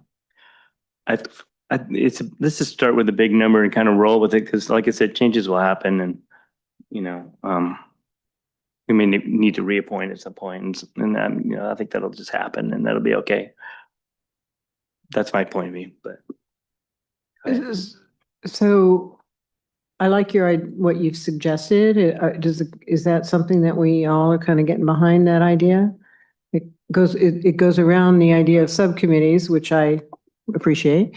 And we all can have a say in it and have a conversation about it. But I do agree with you that the real critical piece is the application, right? And what are the questions that we're going to want to know to make that decision about people? So yeah, I think it objectifies the whole process too. Yeah. It makes it easier and less personal, and no one wants to be discussing our friends here. Everybody knows everyone in this town, and anybody who applies is an angel. We are super grateful for anybody who raises their hand, right? So it'll, that I think the application takes some of the difficulty out of it. So I'm sensing a consensus on that approach, unless somebody has reservations. I just wanted to add, or to recircle back on what Councilman Hagley said, is the future generations. So we want to get an application that's going to encourage a wide range of people to apply. I think that's going to be important, without saying specifically we're looking for a youth commissioner or something like that. We just, through the application process, to state that we're looking for a broad age range of participation in this. I mean, we certainly could ask their age, and then we could also ask a question like, where do you see yourself living in 20 years? And if they're like at the historic cemetery, that's one answer. Or like on Grant Street, that's another answer. Okay. Okay. I think that the 15 number is not creating a lot of friction here. But I want to double check that with everybody. Also, there's an option, like if we get to the list and there's 17 people that we all are like, couldn't we just change it and make it 17? Like, or if there's only 11. Right. Right. Okay. All right. So I think that kind of does the list. Do you feel like you need more direction from us at this point? No, I feel like we have plenty, and I also just want to just note that this conversation, I think, really helps reflect the magnitude of this process, the importance and the opportunity that's really before this city. So I really appreciate you diving into this. There's a lot to come. It is a little bit daunting, I will admit, but it's a great opportunity for this community to look at its future. So thank you. All right. Thank you. It's a great conversation. So moving on to new business, item 9A. Low carbon fuel standard program updates with utility conservation analyst Tara Sampson. Welcome, Tara.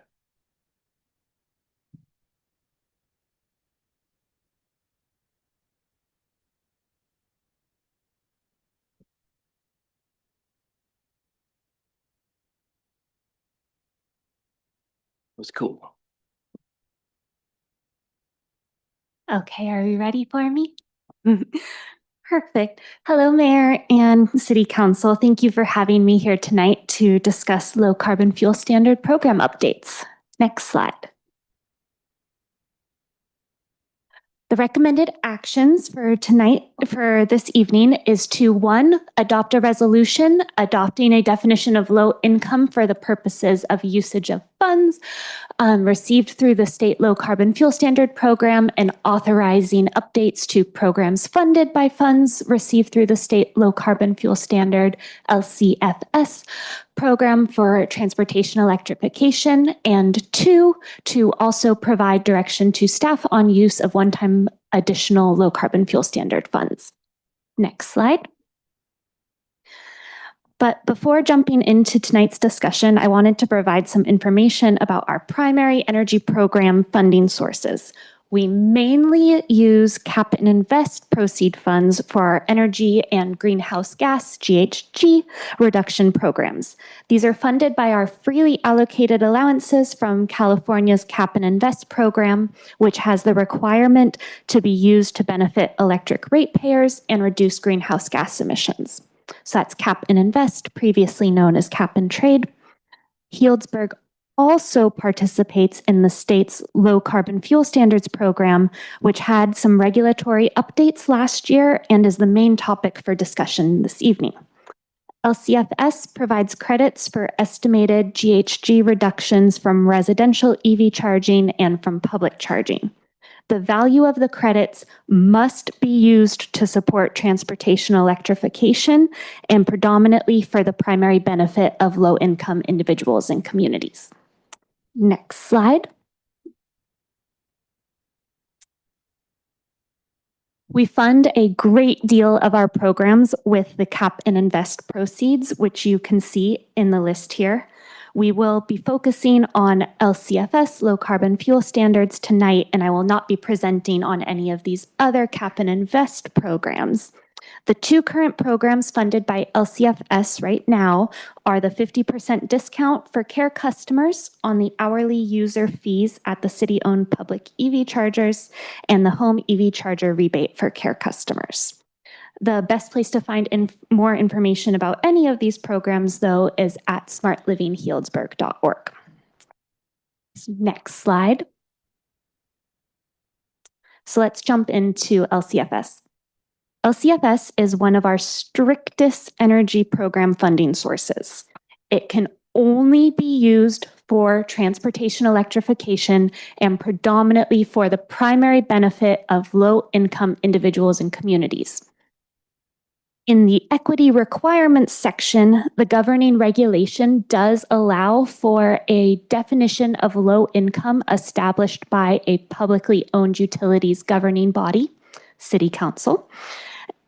And adopting a local low income definition for purposes of LCFS creates more local flexibility and opportunity to benefit low income residents in Healdsburg as compared to the standard definitions in the regulation, and allows us to expand our transportation electrification programs that could be funded by these LCFS funds. So adopting a local low income definition is part of tonight's resolution. Next slide, please. Typically, we earn LCFS credits based on our reported amount of usage at the city-owned chargers, as well as a state estimation of the amount of home residential charging. At the current credit sale rate of approximately $60 per credit, our ongoing LCFS earned credits would generate approximately $100,000 annually per year. Due to a provision in the updated regulation and updates to one of the statewide programs, we were also recently allocated $883,333. This is one-time funding that must be spent in accordance with the LCFS regulation, and that I would not expect to have happen again. To better leverage the LCFS ongoing funds for existing programs, staff are recommending some minor updates to existing transportation electrification programs, which I'll discuss next. And then the main discussion topic for tonight are additional options for the one-time LCFS funds that council would like staff to investigate further. Next slide. This is a bit of a busy slide, but I'll walk through it here. So let's start with the updates to existing programs. First, the 50% discount on user fees at city-owned EV chargers for low-income residents, which staff are recommending expanding the program to include promotional offers and referral incentives to help increase participation in the discount program, such as first month free promotional offers. And that's with the low carbon fuel standards credit or credit funds. There are affordable user fees at the city-owned stations for all EV drivers, which are supported by the Cap and Invest funds. Second, Healdsburg also offers a home EV charger and associated panel upgrade rebate for low-income residents that have an EV and enroll their rebated charger in the Home Energy Load Management Program. And no changes are recommended at this time. And the related Home Energy Load Management Program is supported by Cap and Invest funds. Healdsburg also currently offers a commercial and multifamily EV charger rebate to encourage daytime charging behaviors and to help make charging more accessible. And currently the rebate is specifically for level 2 chargers, and staff are recommending opening up the rebate eligibility to also include level 3 chargers. Chargers that meet the low income definition could utilize LCFS funds, and other rebated projects could utilize the Cap and Invest funds.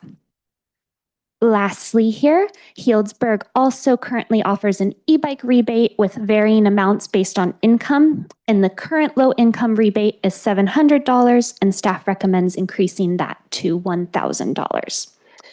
These existing programs are anticipated to align with the potential annual revenue from the sale of the LCFS credits, assuming high participation rates. And authorizing the changes to existing transportation electrification programs is part of tonight's resolution. Next slide, please. Now moving into additional options for transportation electrification programs. Here's the list of allowable equity projects. I've summarized them in my own words here. However, the allowable equity projects are very specific, and I will encourage us to refer to Appendix C tonight for exactly what is allowed in the regulation. But in my words, the allowable equity projects include medium and heavy duty EVs, public and multifamily EV chargers, electric mobility solutions, rebates and incentives for EVs, home EV chargers, and offsetting charging costs, charging equipment for public transit and clean mobility, workforce development for related projects, and grid-side distribution infrastructure to support medium and heavy-duty projects, as well as other projects, but that are subject to an approval process by the State Air Resources Board. And these options for new or expanded transportation electrification programs could be funded by the one-time additional LCFS funds or our unsold LCFS credits. Next slide. So I'll discuss a couple options for consideration. With the federal tax credits for new and used EVs having ended, the staff recommends considering a rebate for EV purchases for Healdsburg low-income individuals. And examples of other EV purchase rebate programs for income qualified customers are provided here. For example, PG&E has a pre-owned electric vehicle rebate for up to $4,000 for income qualified customers. And since Healdsburg does not currently offer this type of rebate, that means that a low-income household in other cities in Sonoma County could get $4,000 back when they buy a used EV, but currently not a low-income household in Healdsburg. Next slide. So if developed, staff recommends keeping the rebate flexible to allow for maximum participation by low-income residents. And shown here is a list of questions for council consideration. Starting with, does the city wish to explore an EV rebate for low-income residents? And if so, should the city consider a rebate amount of $4,000 to match the PG&E rebate, or consider a larger amount or a lower amount? Consider a maximum allocation towards this program for launching the program and evaluating prior to allocating further funds. Consider providing the total rebate amount once the rebate application is approved, or splitting up the rebate amount over 2 or more years. Consider the rebate offering only for pre-owned EVs or also including new EVs as eligible, and considering a maximum rebate per electric account or household, such as no more than 1 per household. We'll move to the next slide. So another option for council consideration is there are city-owned public chargers are currently located at City Hall, Branch Lane, the Senior Center, and the Mayher parking lot, the dark blue dots on this image. And the climate mobilization strategy also identifies the community center, Georgie Rec Park, the high school tennis courts, and West Plaza parking lot, the light blue dots on the chart here, as potential public EV charger locations. Civil engineering design drawings have already been drafted for the community center, Georgie Park, and the high school tennis courts. So staff recommends using LCFS funds as available to fund projects that meet the low income definition, and using cap and invest funds to fund other public charging projects.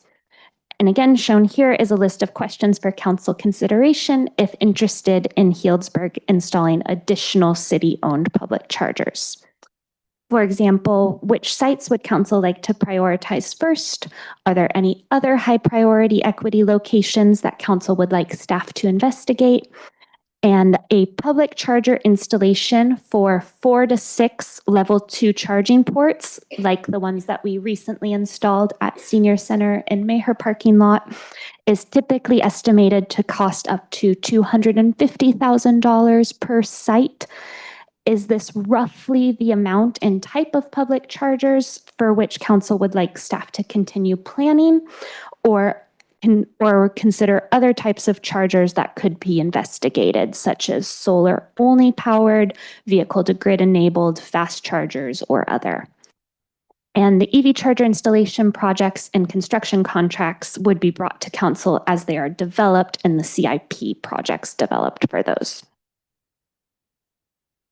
Next slide, please. So if the resolution is adopted, the next steps are to implement updates to the existing transportation electrification programs, develop the CIP projects for additional public charger installations, and further investigate other transportation electrification program options for the LCFS funds. And we are hoping to receive further guidance on the recent regulation updates from the California Air Resources Board, and we will and staff will be meeting with other small publicly owned utilities that also received this one-time additional funding. Next slide. So a reminder of the recommended action for this evening. And I can take questions and comments. Thank you. That was a lot. Appreciate it. Questions? Yeah, go ahead. I kind of mentioned this to Stephen a little bit ago. So on the income restricted units that are coming online, if they have charging areas for their residents, are the residents paying for that, or is the city running those chargers, or is it, say, Freebird or Luther Burbank? Are they running those chargers and then having a specific program for their residents? Like, how does that work if we're being asked to, support, hey, let's get more electrification at the income restricted units? So given the current programs, we would very likely rebate the chargers, but it would be the developer in charge of installing them. And the way the program is set up currently for the commercial and multifamily EV charger rebate is that it's either adding EV chargers to an existing building or exceeding code for new construction, since there are already a minimum number of chargers that a new developer would be required to install.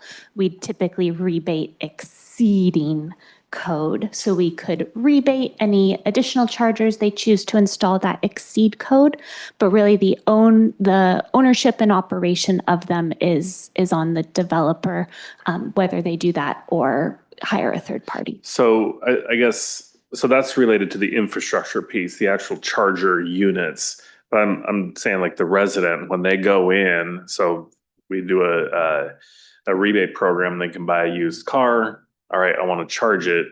Are they being charged for charging? And if so, is that something that is run through an app or something that we use, or Freebird or Luther Burbank has their own rate that they charge to plug into that charger, but they have to follow certain guidelines based on if they're a care customer or not? Does that make sense? It would be set by the owner of the chargers. We typically have not dictated to folks what they would charge for their charging.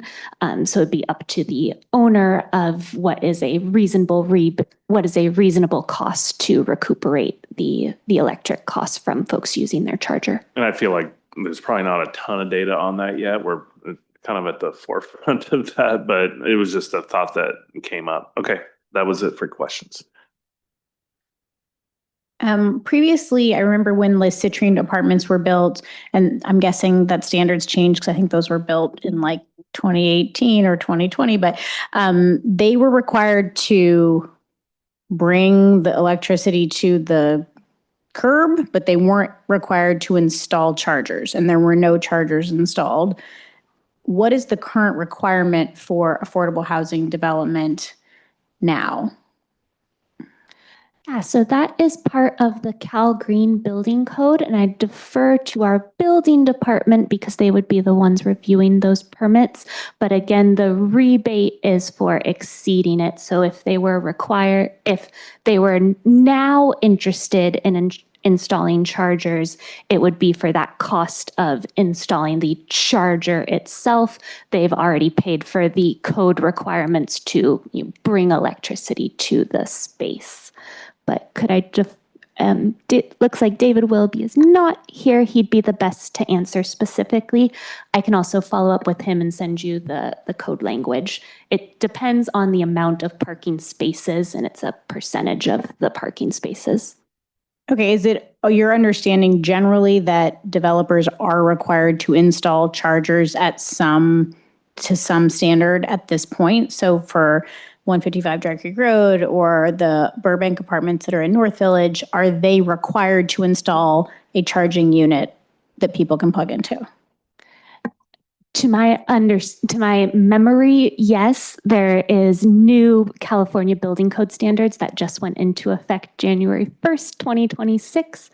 So I'd be happy to look those up and provide you more information, but it is typically a mix of a certain amount of EV chargers need to be actually installed, a certain amount of spaces need to be at least EV ready, with the electrical infrastructure brought to the parking spaces and ready for a future charger. But okay, I feel like it would be really helpful to know what that is and if any of those buildings are required to follow it, since they probably pulled permits before that new Cal Green was adopted, so they might not be subject to it. But you don't have to answer that right now. I just think that would be helpful information that we don't have right now. One of the slides you had said grid side distribution infrastructure to support medium and heavy duty EV charging. I'm sorry, but what does that mean? Yes, so that's how it's stated in the regulation. And that would be things like updating transformers that serve the charging station if it's going to need an updated transformer in order to supply that amount of electricity. That would be an example of like the grid side infrastructure, as compared to the chargers themselves, kind of that grid side, transformers, feeder lines, that side of the charger. Okay, so for the grid side infrastructure, in this context, would those dollars go towards the city's ability for our own publicly owned utility to upgrade our grid infrastructure, or would that be a benefit for a developer who is required to put in those transformer upgrades, for example, and they'd be on the hook for paying for those transformers, so we would be providing them a credit so they don't have to pay, or this is to benefit the city for infrastructure we would have to pay for? Or it depends on, like, if it's the community center, then we are the developer because we own the land. Yeah, so these are all ones that we can investigate further. That grid, that one in particular, investments in grid side distribution infrastructure, is from the recent updates to the LCFS regulation, and I'm hoping that CARB will issue updated guidance documents that discuss more of what they are looking at there. However, it is I'll maybe let others speak to this part more so of who is typically responsible for those. But say, for example, there's a location that would be really good for medium heavy duty charging, and either the city wants to put it in or a developer wants to put it in. We could use the low carbon fuel standards credits to cover that grid infrastructure that needs updated. So like medium heavy duty, meaning like F-250s or other types of trucks or equipment that, such as electric forklifts or things that maybe a commercial operator would have, or say the fire department, or if we're requiring our fleet to be electrified, that would qualify? Yes, so like bigger trucks, buses, types of vehicles.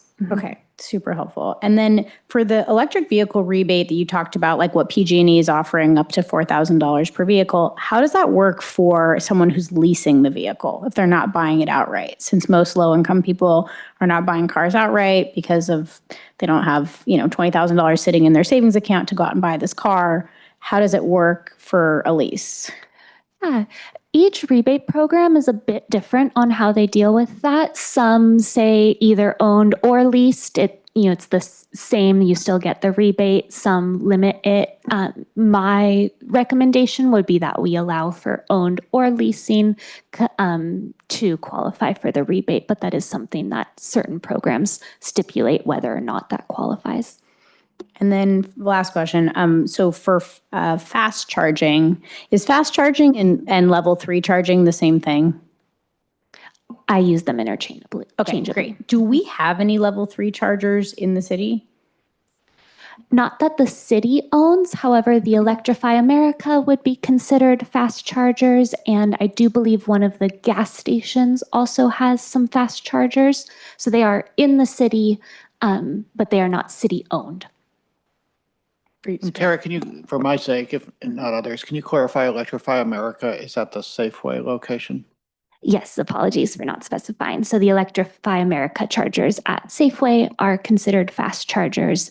And then I do believe one of the gas stations also has fast chargers. Okay. And then the map that you showed of the charging, those are the ones that are just the city-owned sites that were depicted. Is that right? So there could be other chargers available, say like a church had chargers in their parking lot. I'm making this up because I don't know of any churches that have chargers in their parking lot, but there could be some in other parts of the city. But looking at that map, it looks like they're all pretty concentrated around where we are right now, or the plaza. Is that right? The dark blue and the light blue dots were the ones I had added for city-owned chargers. It was faint, but in the background, there were some of the other privately owned chargers. I took that map as a screenshot from a recent countywide project. So they did capture a good amount of the private chargers as well. They were just fainter fainter dots, I was really highlighting the city-owned chargers in that map. The other one's green. I'm looking at the slide on here. Yes, I believe green and red. And I don't know if. Do you know the Maybe difference between bring it green up. and red on that map? I would need to look at the legend again. Okay, It was provided by the county. got it. We don't have a The map's legend coming up here. on that, so that would be helpful too. But I could probably look at Safeway and then try to extrapolate from there what's what. But okay, that's really helpful. Thank you. Vice Mayor Edwards? Yeah, when we're talking low income, are we talking 80% AMI and down, or where is the starting point for this low income? So part of tonight's resolution is to adopt the local definition of low income, which, yes, it is the definition, the way it is written, is the qualifying for the electric care program, which is 80% of AMI or below. The definition goes into a couple other options for low income individuals and low income communities, again, to give us more flexibility in spending this low carbon fuel standards funding to ensure that it does benefit Healdsburg low income residents, because the standard definitions within the regulation really limit our spending of those low carbon fuel standard funds. Okay, and now the review of us period of time. On these programs that we have, can I get a rundown on how efficient these are, or how well used are they? In other words, how many EV bicycle rebates have we done? How many are these programs being used now? And are we trying to add more to programs that aren't being used, or if there's some definition of the discount? In other words, it says we have 50% discounts up to 20,000 anticipated. Do we know how much of that we spent on each of these? It would be I hate to throw all this out, but for me to know where we need to go, I need to know if things are being used. In other words, we could sit up here and add programs that aren't being used. So I'd like us to have that data so we could know what's actually being used. Sure. So the existing programs do have fairly low participation. Again, those are existing programs. We can only use this money for transportation electrification that primarily benefits low income, which is also why I was recommending considering an EV purchase rebate to help increase the participation in these other programs that support EV charging for our low income residents. But I do have some 2025 statistics for you. So the 50% discount on charging at the city-owned public chargers currently only has 5 participants. That is part of why there's the recommendation to expand for referral and promotional offers to increase participation, but again, also relies on a low-income customer owning, leasing, or using an EV. Again, why I'm recommending for consideration a EV purchase rebate. That did have also a low dollar amount in 2025, around $400 total. So up to 20,000 would be a very high participation, again, assuming that more low-income residents are able to purchase EVs and that we're able to generate some more interest in that charging discount. The home EV charger, as I said, has low participation. There are 2 participants that have installed EV chargers and panel upgrades, and they are working on their rebate applications right now.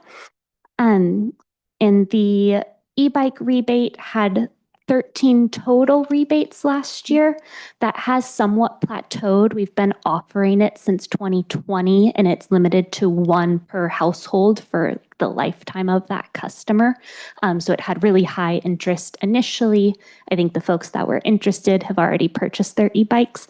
And of that 13 total this past year, 4 were care customers. So actually a pretty high percentage of care participation, even though the overall was relatively low compared to previous years.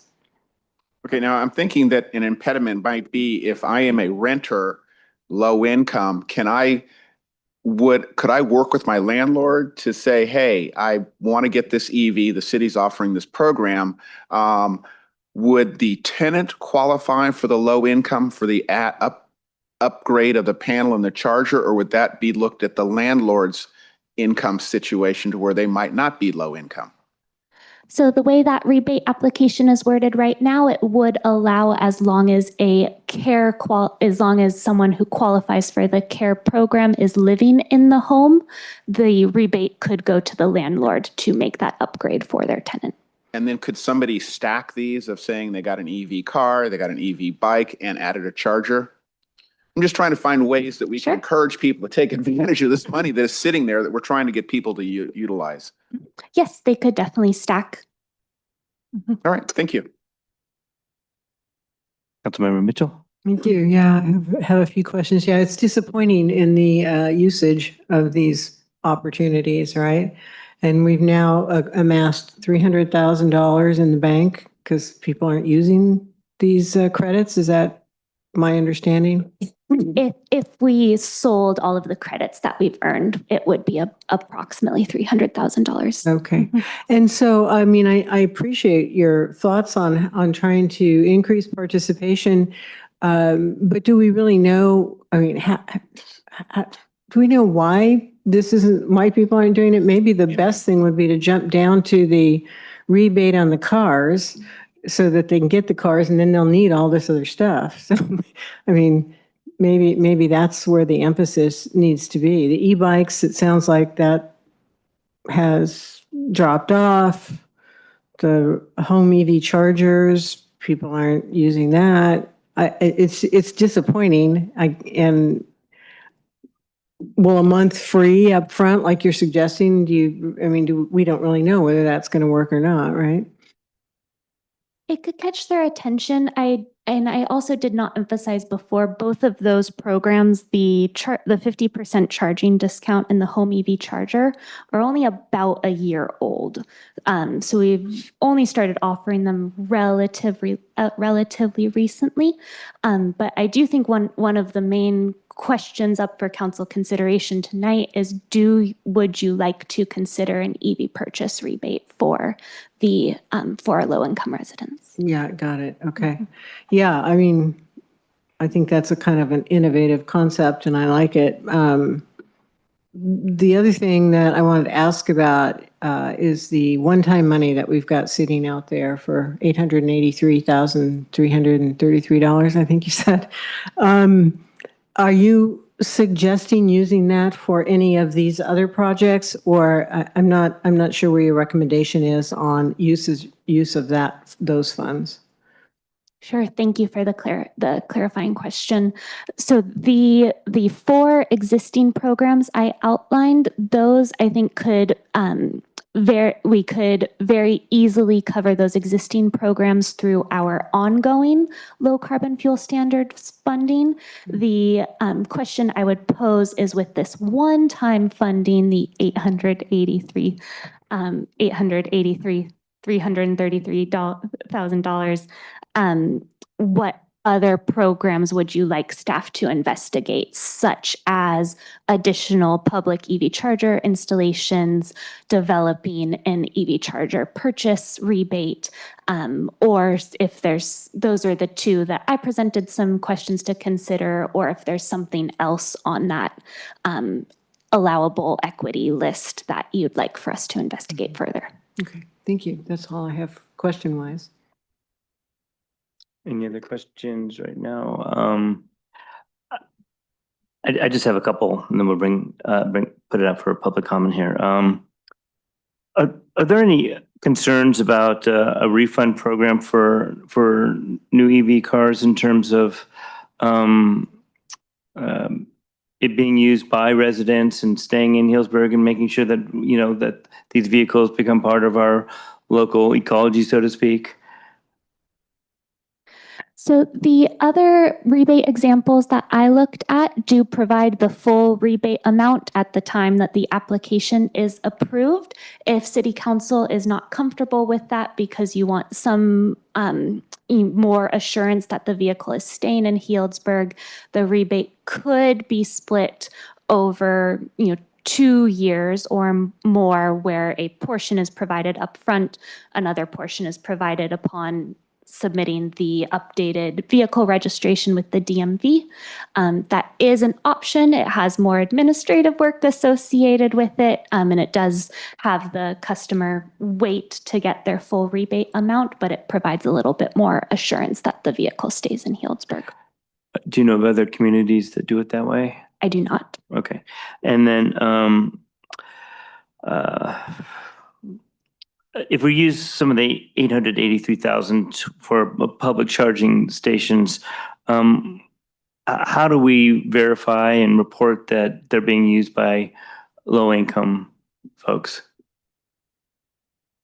So they would qualify as an equity project if they're located in one of the locations that we've determined is something that the council has adopted in their definition of low income. So we'd be allowed to use the funds based on its location. In terms of reporting if it is in fact getting used or not, I would be able to look at the folks that are enrolled in that 50% discount and see which chargers they are using the most often. Interesting. Okay, I'd like to One last. Go ahead. I'm guessing that when we're talking about residents, that would be the overall umbrella is on the care program. So that you couldn't just have a PO box that you live here and say that you'd actually have to have a utility bill and somehow prove that you reside at that location, or does it only go to the person who's on the care on the bill or is that what council would decide? It is, I would say it is someone who resides in a household that qualifies for care. Okay, go ahead, Councilmember Mitchell.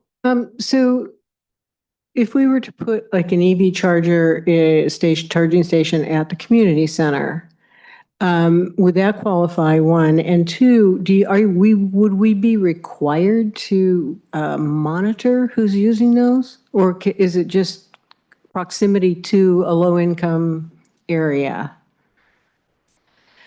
If the local low income definition is adopted by council tonight, yes, it would qualify as an equity project. And that is the requirement for using the low carbon fuel standards funds. Monitoring would purely be for our own information. Not required. Okay, good. Thank you. Yeah, go ahead. So in Councilmember Mitchell's question, if we installed a charging station at the community center, and that would qualify based on the recommended language, and then on top of it, if a care customer charged at that city-owned site, they would get the 50% off discount at it? Correct. But anybody else could charge there at the regular rate? Yes. Like at City Hall? Great. Do you have something? I'm sorry to ask this question, but if you are in a low-income apartment, does the electric bill come to you or is that part of your rent? The different multifamily sites are set up differently. It really depends on the specific site. I would say in my opinion, most the tenant is the tenant is the account holder, but we do have a couple examples where the facility has a master meter, so just the one for the whole building. That is something that's accounted for in the low income definition, that you either receive the care discount or you would otherwise qualify, but because of how your account is set up, you are not the account holder. Thanks for saying that. Okay, I'd like to open up to public comment now. Does anybody want to come forward with comment on this item? Thank you. Welcome. So just listening to it, and I know a couple of you guys are electric vehicle owners, and I'm somewhat of a geek about it. I know you're a geek about it. When I first looked about getting an electric vehicle years ago, of course, the environment first came to my wife and I's mind. It would be better for the environment if we drove electric vehicles, but it's complicated. You know, at that time, we didn't have a charger and that kind of thing. There were kind of two reasons that we got an electric vehicle. The first one was the cost of putting in the charger. Would it help us? Would we save money? And in fact, you really do. The other thing that came along is at that time, there was a rebate I can't remember how it worked. It was a small rebate on our power bill from the city of Healdsburg, which has since gone away, which is fine because it wasn't a huge amount of money. But I'm kind of thinking that maybe if the intent of this is to affect low income residents and we really want to get them driving electric vehicles, you kind of have to do both. I think you have to offer up at some of the low income existing residents, like the Randall or whatever, I don't know what's over there, chargers. And you have to offer up a rebate for the vehicle. I don't think that it has to be as grandiose. I don't know if you said 9,000, that's a big amount of money, but maybe somewhere in the middle. So you kind of do both, because I think the buzz will come up in the low income residents. Hey, if we had an electric vehicle, we would get free charging if you could work it. And I don't know how the structure of the system at, for instance, the Randall is, if you can tie in that way. Anyways, that's just my thought. I think it takes two things to get people into it. And definitely for the low income folks, I think they're going to be looking at the value out of it. And I think it's going to be both of those. Anyhow, just my thought. Thank you. Anybody else? Okay, we'll close public comment on that item and bring it back. Councilmember Higley? Yeah, he's right. I've kind of geeked out on this since I got my electric vehicle, and what you learn as you're looking for places to charge.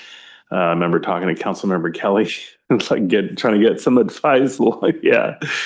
But at the end of the day, this is really about affordability, and not just income wise, but in terms of long term, and the cost to operate an electric vehicle is substantially less. And to your point, we need to be able to help people buy the cars. I'm really happy it's, looking at used EVs. Mine is 6 years old now. I was talking to an audience member that bought one that was a 2018 model EV. And I think that's where the real value is, because the depreciation has already been taken. So I think there's two things. So used vehicle rebate, I would support that. I think we would need to have a maximum allowance, and maybe, to the point of like how many people are using them. We should start with a pilot program with a cap. And if it's successful, we can revisit and reallocate funds. And as I was looking through this, I recalled during the drought when we offered a free water delivery program, and we were overwhelmed with the success. And so I think that's where, if we do like a pilot program, like allocate whatever the amount is, I think we start with that just to see. We're at the infancy of this. So, that's why I asked the question about the affordable housing. If the Randall doesn't even have chargers, then they should have chargers so that the tenants can charge there.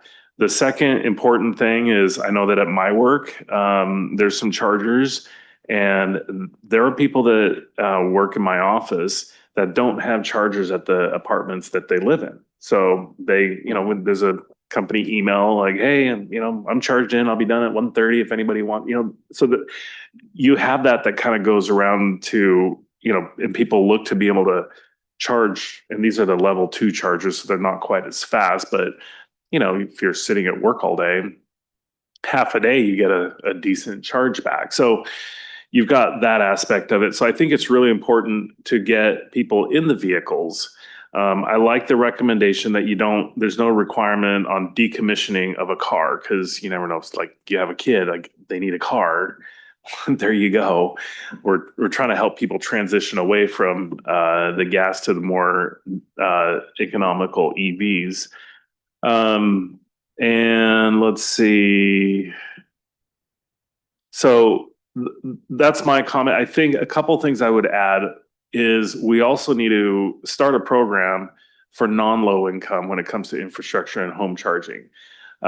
Because it is a cost, like you talked about, like you get a car, and if we're really trying to move the needle to try to get people to swap out their cars, there's a barrier to entry when people go to their panel and find out they have to add a sub panel, and next thing you know, it's a $10,000 transition, which doesn't apply just to cars. But if we've talked through the climate mobilization strategy about electric everything, all the utilities. And if you've already got a hot tub plugged into this, you don't have room in your panel, and that's a big expense.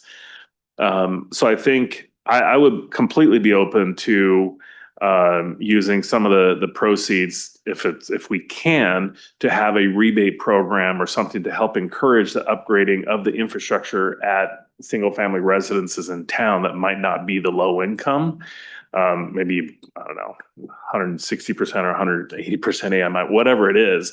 But the more of those that we can get swapped out, and also rebates for the chargers, getting those installed, I think that helps the transition over quite a bit. And then finally, there was a question about the city-owned EV charging lots. I think we need some superchargers somewhere in town, which are very quick. When I was in Sacramento, I think I added about 150 miles in range in about 17 minutes. And it cost me about $20, I think. It wasn't a whole lot. And that's paying, I think, 47 cents. I mean, you can tell I'm like geeked out on this. 47 cents a kilowatt, which is high. That's higher than what we would pay at home. So when you're looking at adding that much range for $20, it's not that big of a deal. We need to have those here in town. And then I think, great location for additional chargers across from Cousteau's, that city-owned parking lot. Community center, absolutely. I think that's a great spot, especially with activities. Georgie Park, yes. Rec Park, no. I've seen too many foul balls fly over the fence there. So if we're going to consider there, I would put them up by Georgie Park, keep them away from a rec park. That would be a bad situation. And the others, at the golf course, maybe the villa. And I think we should also look at the high school and maybe they just redid their parking lot. It would have been nice if they added some charging stations there, because there are a lot of, there are? Well, no, that was a suggestion. Oh, okay. So that's kind of where I go, is we're looking not necessarily today, but maybe 3-4 years from now, as more people are getting secondhand EVs, being able to charge at school would be a great option. So those are kind of my thoughts. I think I covered everything. Yeah, I think we do need to add some level 3 chargers. The one thing I'll say is, when we're thinking about this at the parks, I think we're looking more at like top off, where you're going to your kid's game or you're going on a hike up at the villa, it's an hour or two, whatever. That's a good chunk to kind of top off your car a little bit. And I think that's where you kind of look at these versus the overnight. All right, I need to go from 10%, 20% to 80, 90%, where you need the longer time. Thank you. Yeah, so I guess I would have a question. You were talking about adding some EV monies for single family housing, not necessarily low income, but we cannot use these funds for that. Is that correct? It would not meet the equity requirements. I can certainly investigate where else that could come from if there's strong council desire for that. Because I'm sorry, yeah, there are other funds, cap and invest funds that we get as well.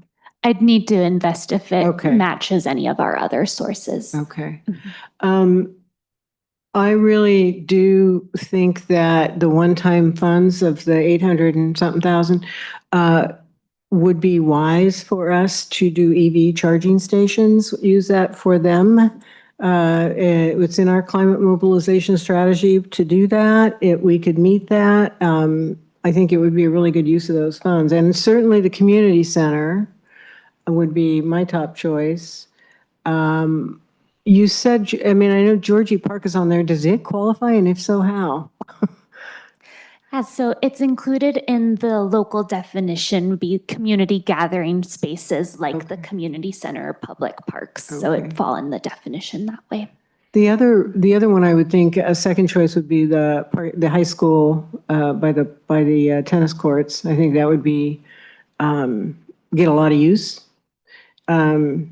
But so, yeah, I think, depending on how far that money would go, if it's $250,000 to do a set for, yeah. Yeah, per site. And would we do like 4 at the community center, or would we want to do 8? I mean, how do we decide these things? Yeah, that's up to council direction a bit. The draft engineering drawings right now for the council or for the community center are for 6 level 2 chargers. One thing I'll add on that is we'd also want to lean pretty heavily on community center staff who, see the parking out there every day and can just help us balance. We want these to be used. We also want people to be able to park, and it does cause a net loss in parking spaces. So we don't, have a rock solid number right now, but we'd look to We could put a plan together. I think that makes sense, because the ones that are over by, the Matheson, what's that parking lot right there that we just? Mater Gallery. Mater Gallery, yeah. They're mostly empty every time I've ever gone in there to try to park, and everything else is full. So I think that's a consideration too when we're choosing a site. But I really would like to see that money, one-time money, used for this long-term asset. I mean, I think it would be a really good opportunity for us to do that. I also, as I said, I like the potential rebates for cars. It sounds to me like the used EV is probably a better choice than the new. And just from a cost perspective, I would guess that used are a lot cheaper. And so that if it's say $4,000, that's sort of the number I landed on, would be significant and whatnot. Also, I'd hate to see it not, I wouldn't want to see all the administrative work go along with, I'm going to give it to you over 2 years, and I want to make sure you're really registered in Healdsburg, all that. It's like, just do it, right? And we're getting someone to drive an EV, right? I guess that's the whole point of this, right? The climate too. So I would support that. I would think too, though, that we've got $300,000 sort of sitting around, and we're generating about $100,000 a year. That those could be done out of those funds as like a pilot program, which I think Councilmember Hagley suggested. I like that idea to see. Because these other ones, we're not getting a lot of bang for our buck. The money's just piling up in our savings account. So let's see how it works and how it needs to be tweaked. That would be what I'd like to propose we do with those funds. Thank you.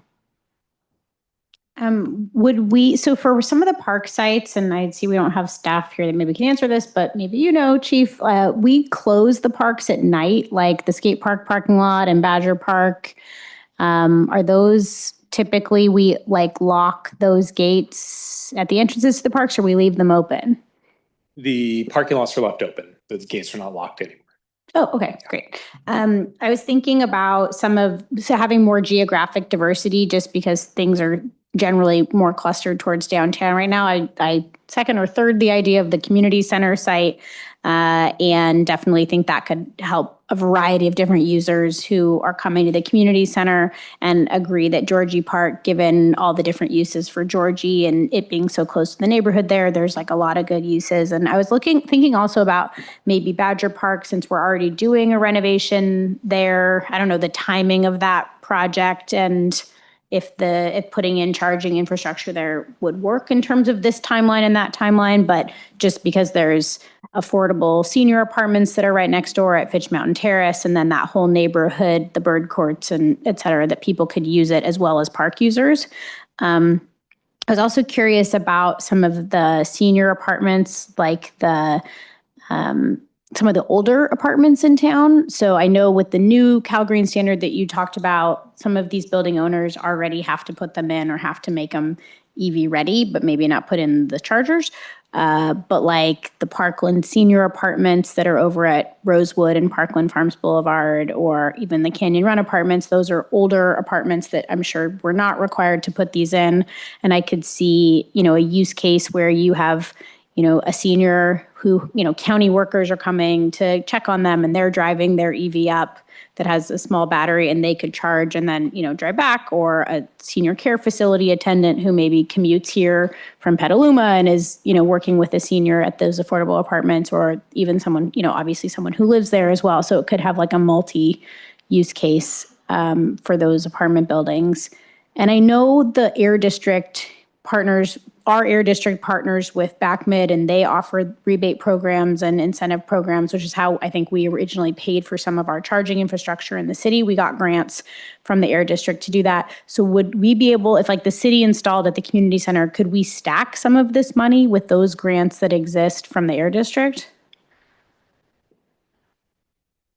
We can certainly investigate that. To my knowledge, you are correct. We did get Cal EVIP funding to support some of the costs for the recent charger installations. They were predominantly funded by our Cap and Invest funds, but we can certainly investigate what other supplemental funding is available. It does tend to have fairly strict requirements or very strict equity definitions. For example, like only certain census tracts being allowed, but we can certainly investigate them. Okay. And then I think the idea of having some more level 3 chargers in the city would be great, because that way people aren't sitting on them overnight and you're getting, as Councilmember Higley said, you're getting a huge chunk of battery in a short period of time.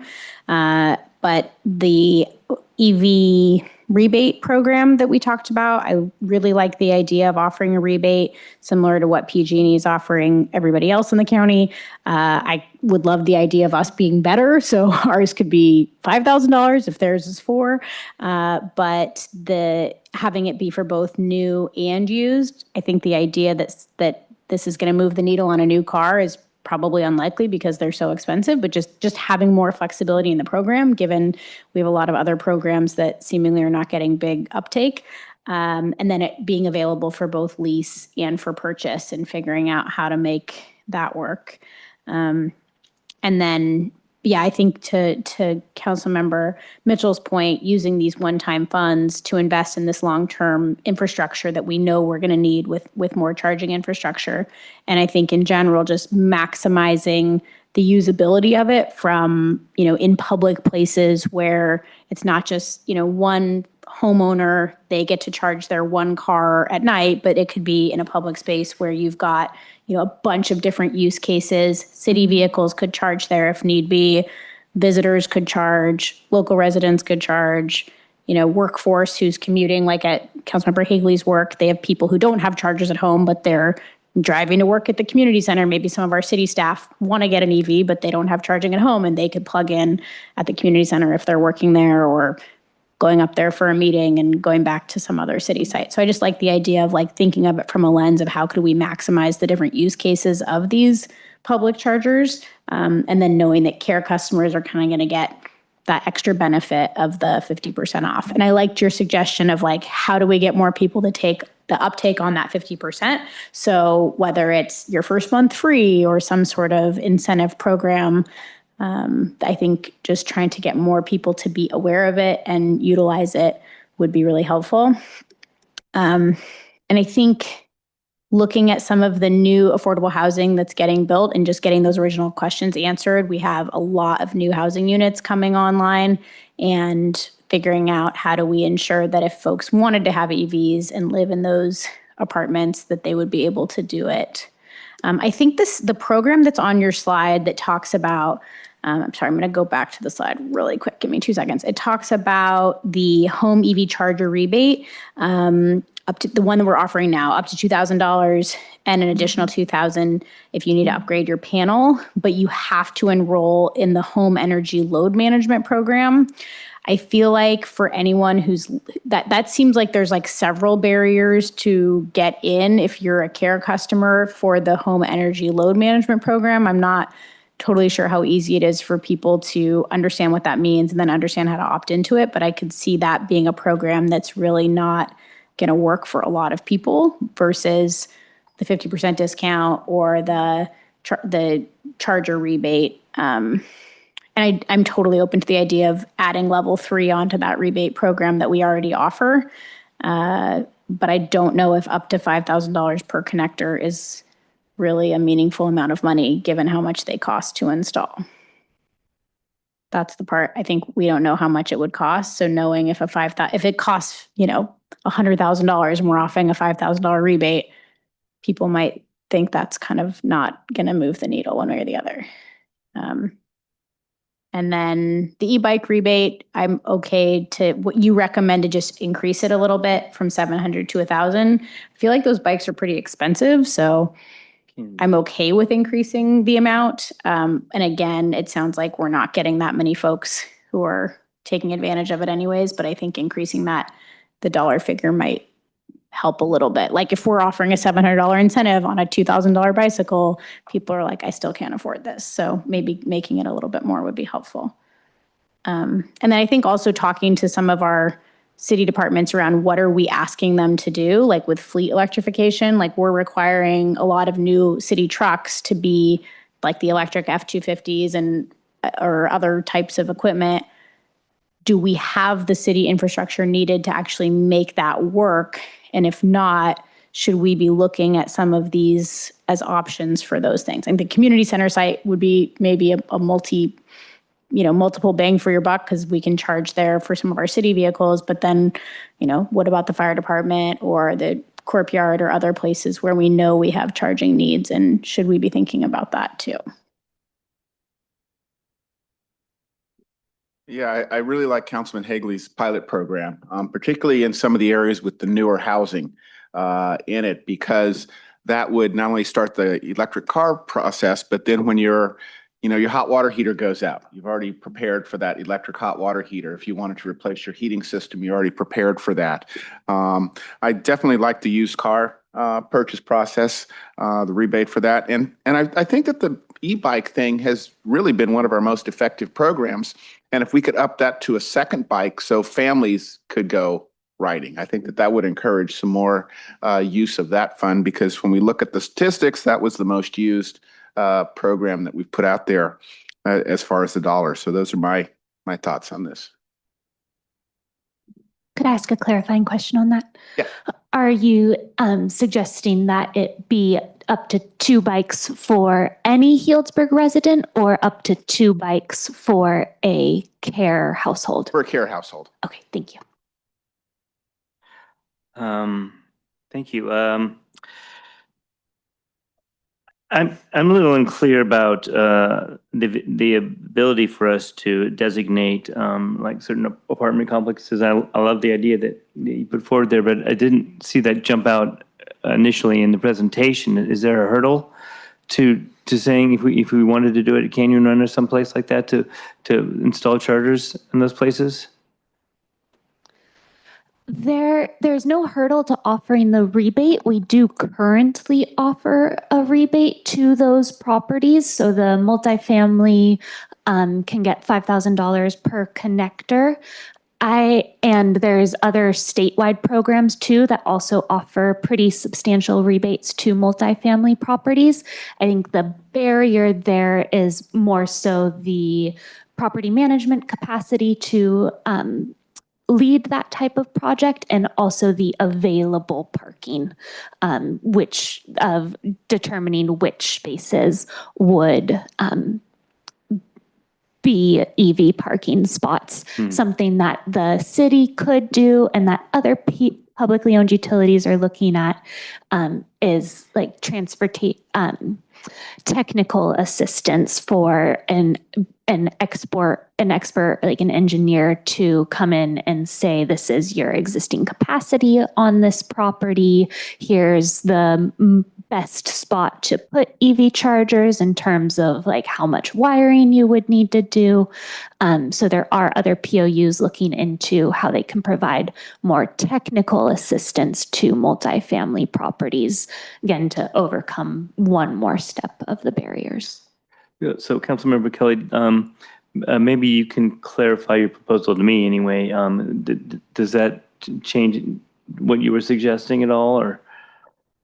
Well, I think about it from this context of like the vast majority of our care customers are living, I believe, I'm assuming, but I believe, are living in larger apartment complexes that are owned by entities like Eden Housing that owns both the Randall and the Foss Creek Court Apartments, or Burbank Housing, which owns Harvest Grove, Canyon Run, the Parkland Senior Apartments, Fitch Mountain Terrace Senior Apartments. I mean, there's like a few entities that have that are the managers of the land that manage the vast majority of affordable housing units in Healdsburg. And then obviously Burbank is doing the North Village site and 155 Dry Creek. And so I think it wouldn't be an insurmountable conversation to reach out to some of those entities to say, hey, we've got these grant programs or these dollars available. You have a number of our care customers living in your buildings. Is there an interest level in installing chargers on your land? And if so, what are the barriers?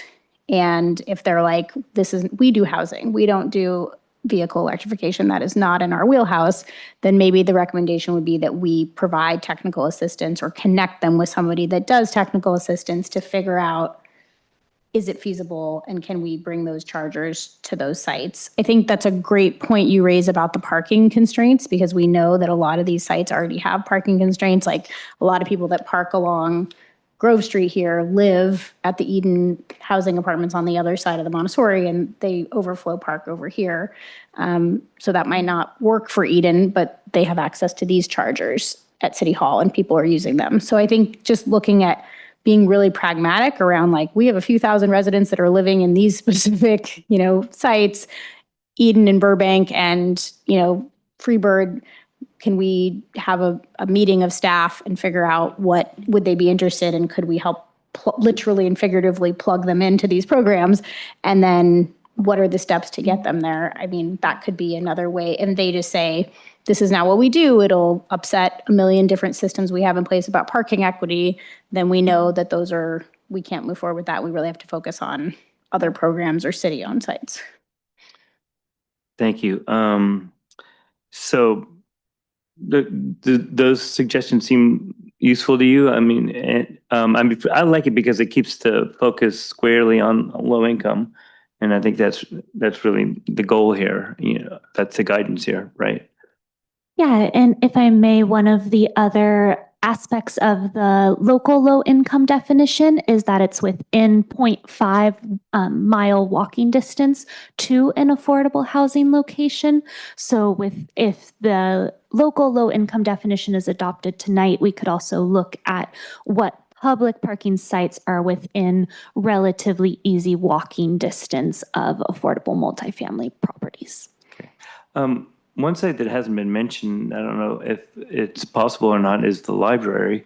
Definitely a lot of low-income people use the library. A lot of people use it, but why has that been excluded?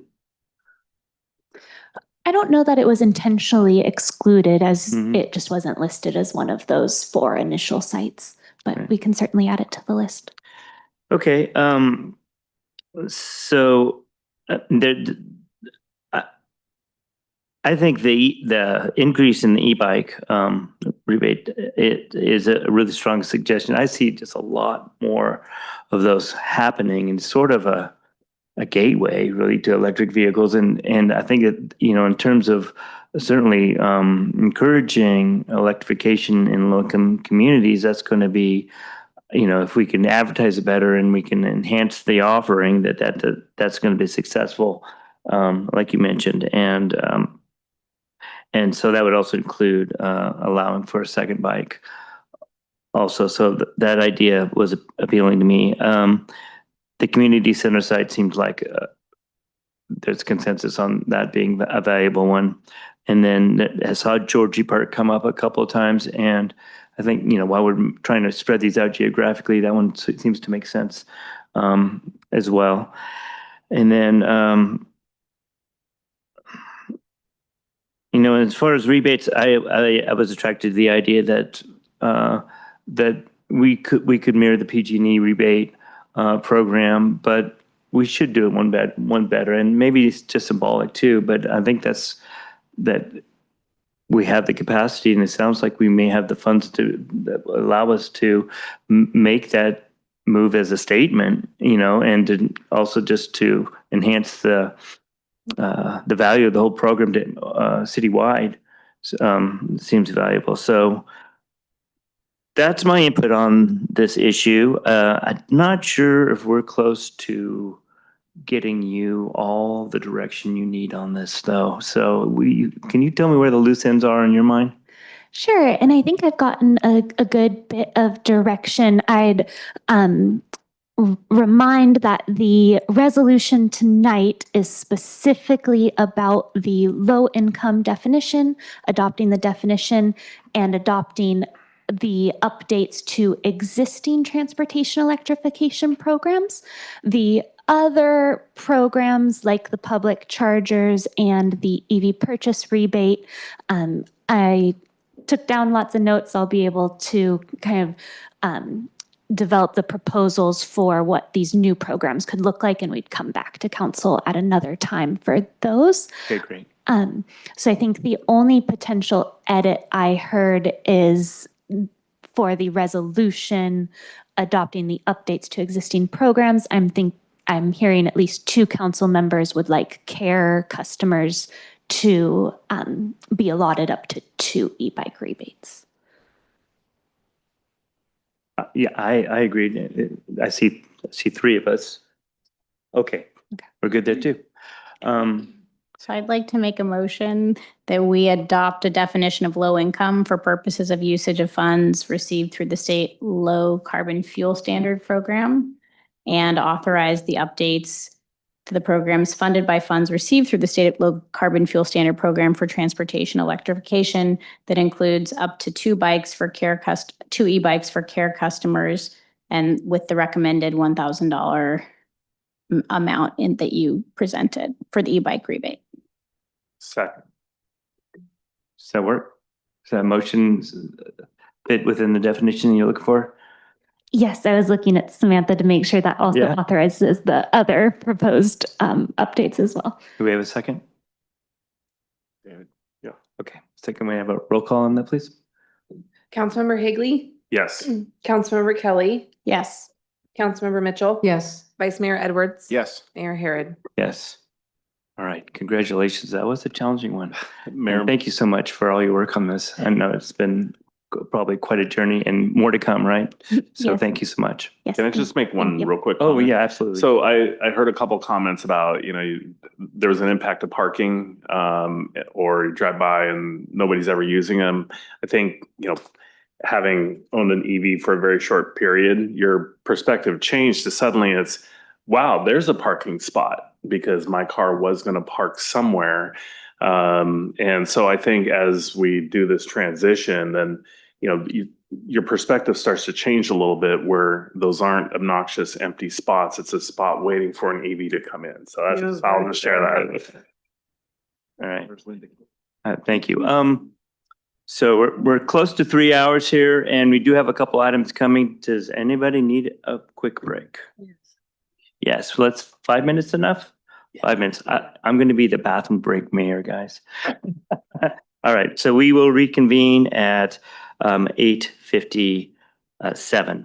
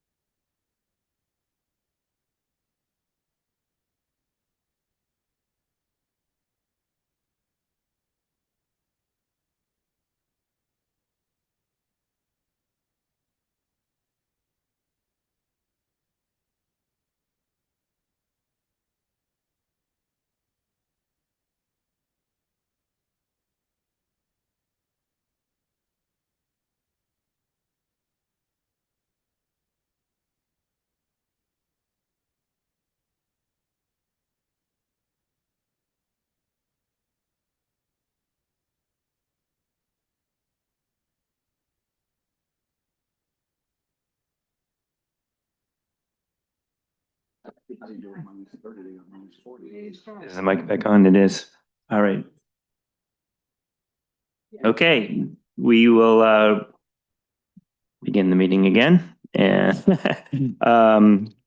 item 9B, fiscal year 2026-27 and 27-28 budget development overview. Finance Director Katie Edgar, welcome. Good evening, Mayor and Council members. Katie Edgar, Finance Director here tonight to present an overview of the fiscal year 26-27 and 27-28 budget development process. The proposed action tonight is to receive a presentation from City staff on the budget development plan for the upcoming 2-year budget cycle, and to provide feedback and direction to staff on the goals, timeline, and public participation elements of the budget development plan. Next slide, please. Before diving right into the budget timeline and process, I would like to take a moment to highlight the main revenue and expense components of the general fund. The first chart reflects the current fiscal year 25-26 budgeted revenues by source, totaling $19.9 million. For most California cities, property tax is the largest source of discretionary revenues. However, thanks to our vibrant downtown and business community, the city is a sales tax importer, which means non-residents generate more of our sales tax than residents. As a result, sales and use tax is currently the largest source of revenues in the general fund at 31%, with property taxes following closely behind at 27%. Transient occupancy taxes and permits and fees from development are the next largest contributors, representing approximately 8% each. While property tax is very dependable and inelastic revenue source, sales tax, TOT, and development fees are all elastic sources, which means that they are sensitive to economic conditions and do tend to fluctuate more. Next slide, please. Moving on to expenses, this chart illustrates general fund expenses by department for the current fiscal year, totaling $20.7 million. As you can see, public safety represents the largest portion, collectively expending 63% of the city's general fund resources. The remaining major players are finance, city manager's office, and community development, all using between 12 to 10% each. Next slide, please. This chart breaks down the general fund expenses by function. Approximately 69% of the general fund budget supports the wages and benefits of 70 full-time employees and 20 part-time employees. The next largest category is internal service fees at 15%, which represents the cost of information services, building maintenance, fleet, and insurance. Operational costs, including contracted services, supplies, and equipment, make up another 11%. In fiscal year 25-26, 5% of the general fund expenses are supporting transfers to other funds, including streets, the long-range planning fund, and the building maintenance fund. Looking forward to the next budget cycle, a major challenge will continue to be the rising cost of wages and benefits for employees, as well as other rising costs, including the liability, property, and workers' compensation insurance coverages, CalPERS unfunded accrued liability, or UAL costs associated with employee pensions, and equipment and materials costs that have been affected by inflation over the last few years. It is important to note that these rising costs are not specific to the general fund and will impact many of the city funds discussed tonight. Next slide, please. Measure T is the city's half-a-cent transactions and use tax that is collected on all sales that occur within city limits. This tax is also collected on motor vehicle sales when the vehicle is registered to an address within the city. As you can see in the chart above, this revenue has been fairly consistent since 2022 and is projected to remain relatively flat in the upcoming 2-year cycle. Looking forward to the budget process, this fund supports many ongoing costs like public safety positions, local partnerships, and low-income utility discounts. So discussions will primarily be focused on prioritizing our capital project needs and balancing the timelines of those projects. Next slide, please. This pie chart represents the fiscal year 25-26 budget expenditures for the Community Services Fund, of which approximately 38% or $3.7 million of the annual operating budget of $9.7 million supports 17 full-time employees and approximately 104 part-time employees.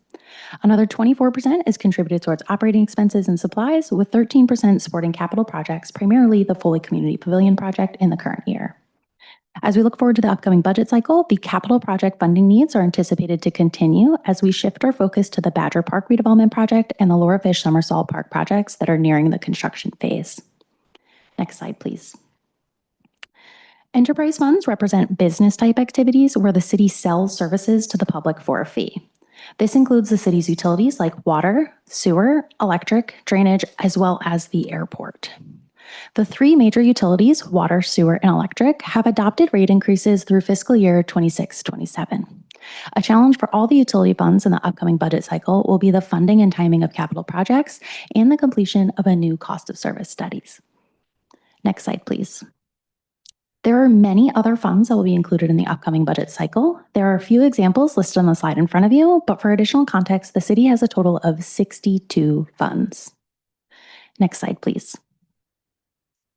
The proposed budget timeline before you is color coordinated based on key stakeholders. The green dates signify council engagement and start with tonight's development overview. The purple dates signify public engagement opportunities and start with the launching of the public engagement tools in February, followed closely by 2 public budget workshops.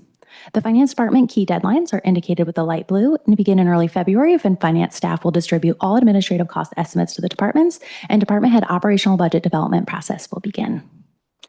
While we continue to collect feedback from the public, staff will return to council on February 17th to present the mid-year financial update and provide biennial reviews of the pension and surplus policies. Next up in March, after a full month of collecting community feedback, we will close the online public engagement tools and begin summary and analysis of the feedback.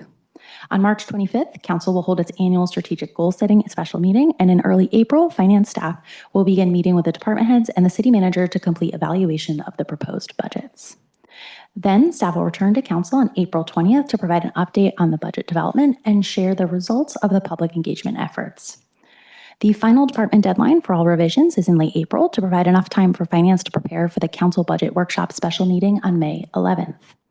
After the workshop, staff will return to Council at the regularly scheduled meeting on May 18th to provide the third quarter financial update.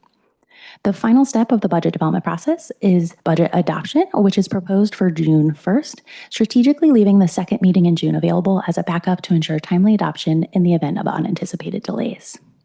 Next slide, please. Staff are proposing 5 goals for the upcoming fiscal year 26 through 28 budget development process. The first is to continue aligning budget resources with council goals. The next goal is to prioritize infrastructure funding as we have many projects entering the construction phase with additional funding needs and even more deferred maintenance that needs to be programmed.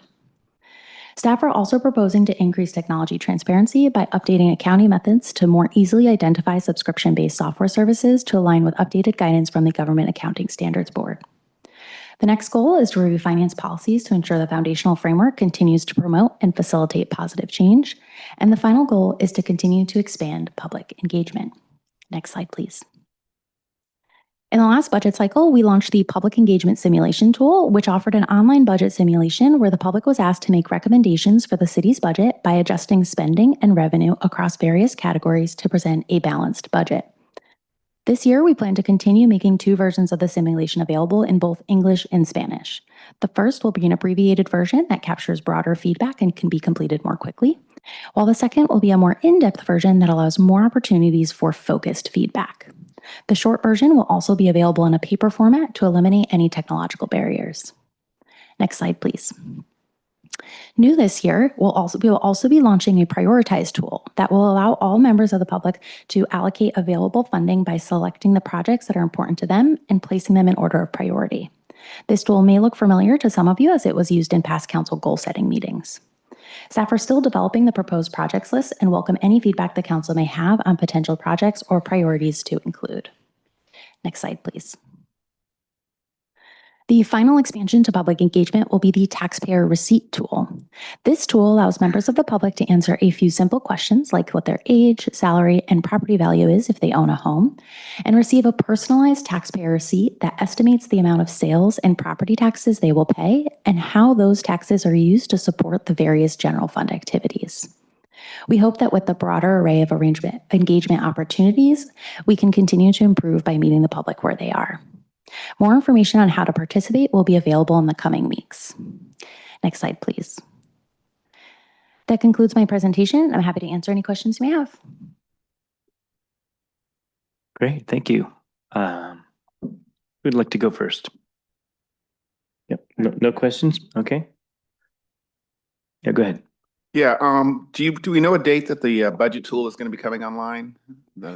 We do not have a date for launching that yet, but it should be coming soon in February. Okay, and then we are about 1.5 years into our water and sewer rate increase. How are we compared to where we projected we'd be? Are we on track, below track, or how is that increase looking?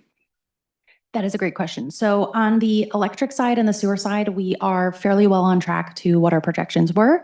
On the water side, revenues have exceeded projections, not due to, I should say, due to increased usage. We're seeing more usage has increased more than what we thought it would during the rate setting process. People have continued to use more water, which just results in more sales.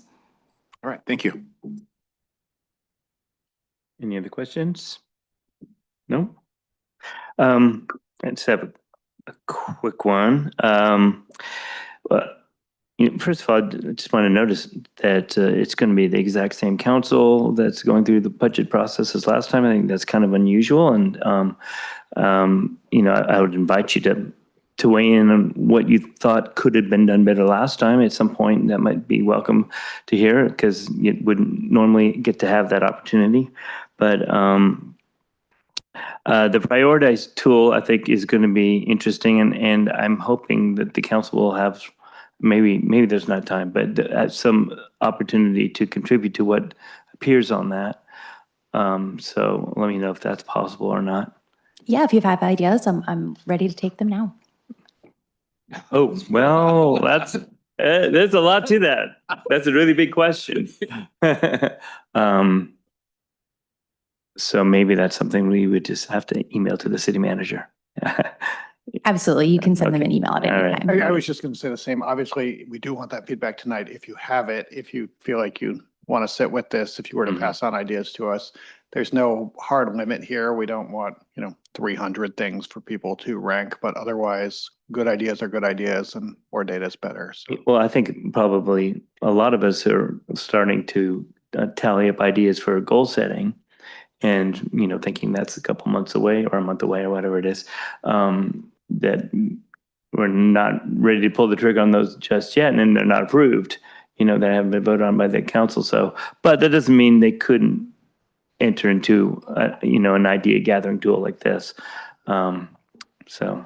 Yeah, I think good idea. We'd welcome feedback of that nature. I will say what we're trying to do on the staff level is not necessarily to come up with new ideas that might be appropriate for the council, but things that are known needs. My hope would be anything that we put into that tool for prioritization would be something that you would look at and nods and say, yeah, I know what that is. That's something, whether or not it's going to rise to the top of the list, that we all kind of have identified as things we'd like to invest in. That doesn't mean it has to be that, but that's kind of where the staff mindset is. Okay. One more quick question. You mentioned there were going to be workshops this month. Do we have dates for those? No, the dates for this tool and the workshops are still being formulated, but they should be out within the next week. Okay. Councilmember Kelly?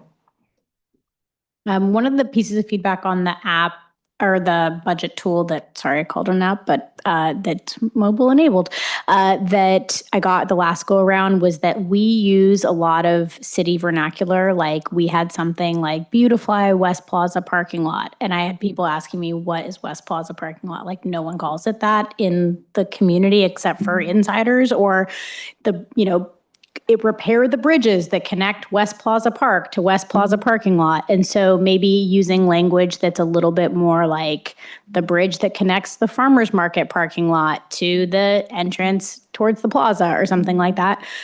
Just so that if people have not been engaged in the making of the sausage at City Hall, they could still participate meaningfully. Or if there are specific projects that we're going to ask for people to stack rank, that we have some sort of place to direct them to read about those things, since it may not be totally clear within the character limit of those options what some of those projects are. And then I think in the past, we had done some really great outreach with community partners, like at the Senior Center where we did the paper one, and a Spanish language workshop with Corazon, working with kind of other community groups to really get good feedback, the chamber as well. I think just ensuring that we go to where we find people where they are, as opposed to expecting them to come to us, as evidenced by the one member of the public who is in the room with us tonight as we kick off the most important process of the city, in that we're doing budget setting. And then the other thing I was going to ask was about, so a lot of our pavement and road maintenance work, we talk about this a lot, about trying to invest the small money now so that we can maintain our pavement and roads, so that we aren't spending so much money later when they've failed.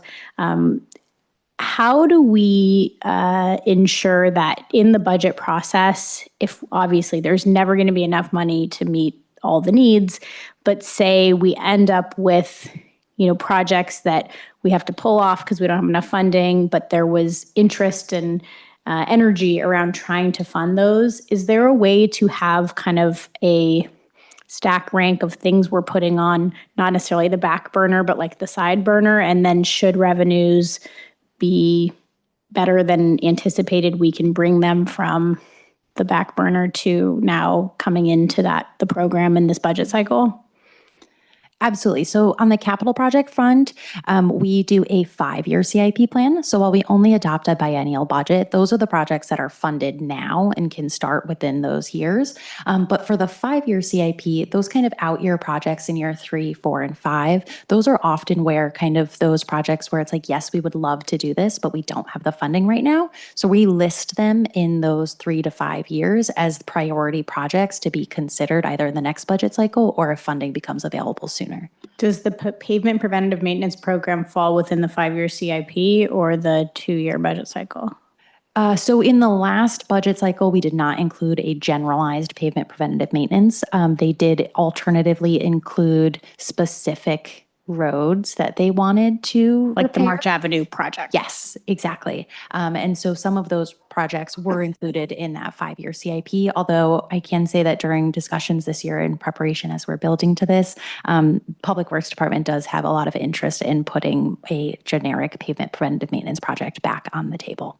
Okay, great. I would support that. I think just generally speaking, and Larry, tell me if I'm wrong, sorry, Director Zimmer, tell me if I'm wrong, that they are able to program more dollars when dollars come available if we haven't already put that contract out for the year. So if they have a number of lists of streets, we can increase that should the money be there.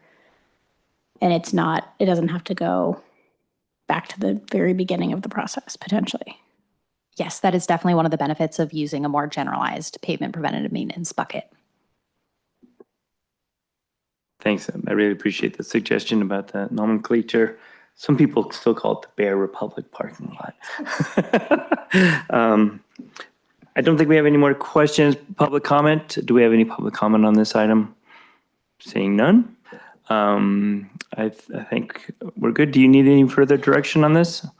No, thank you very much. Okay, thank you for all your hard work on this and hard work to come. All right, moving on now to appointments of the City Selection Committee and Mayors and Council Members Association Board of Directors. City Clerk Karina Allen. Bring up the PowerPoint. The recommended action this evening is to review the letters of interest received and direct the mayor or his alternate on how to vote at the upcoming meeting taking place on February 12th. And also authorizing the mayor or his alternate to vote on any late nominations that may be received at that meeting.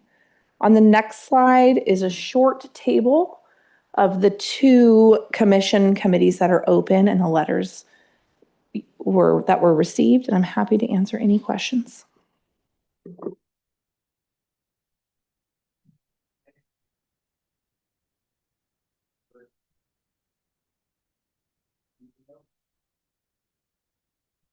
Nothing else. Okay. All right. Well, who'd like to go first?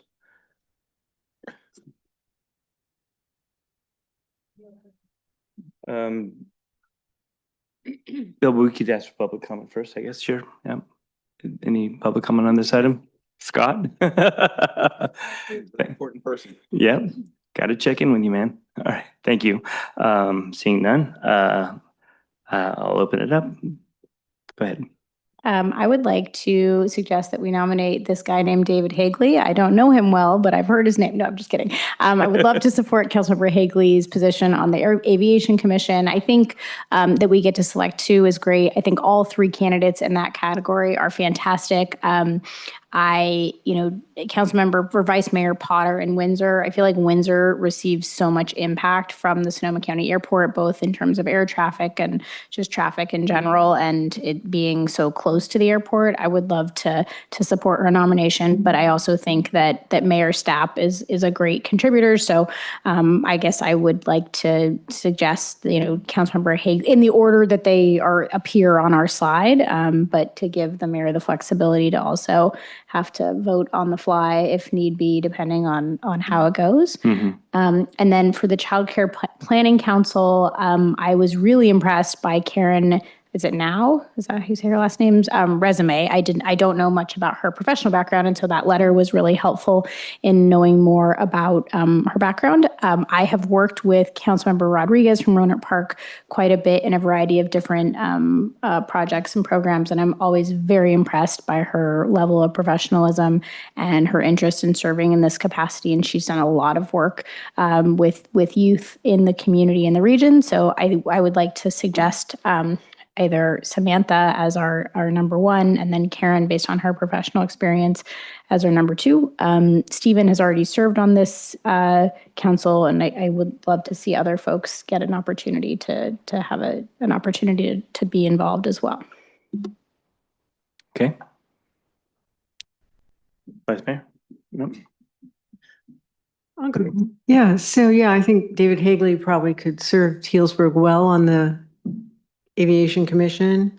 And I agree with your order. I think Tanya Potter and the impact that Windsor has from the airport, and they're two smaller cities too. I think that it's good to get people representing our smaller cities on these county-wide commissions. And so I would agree with that order.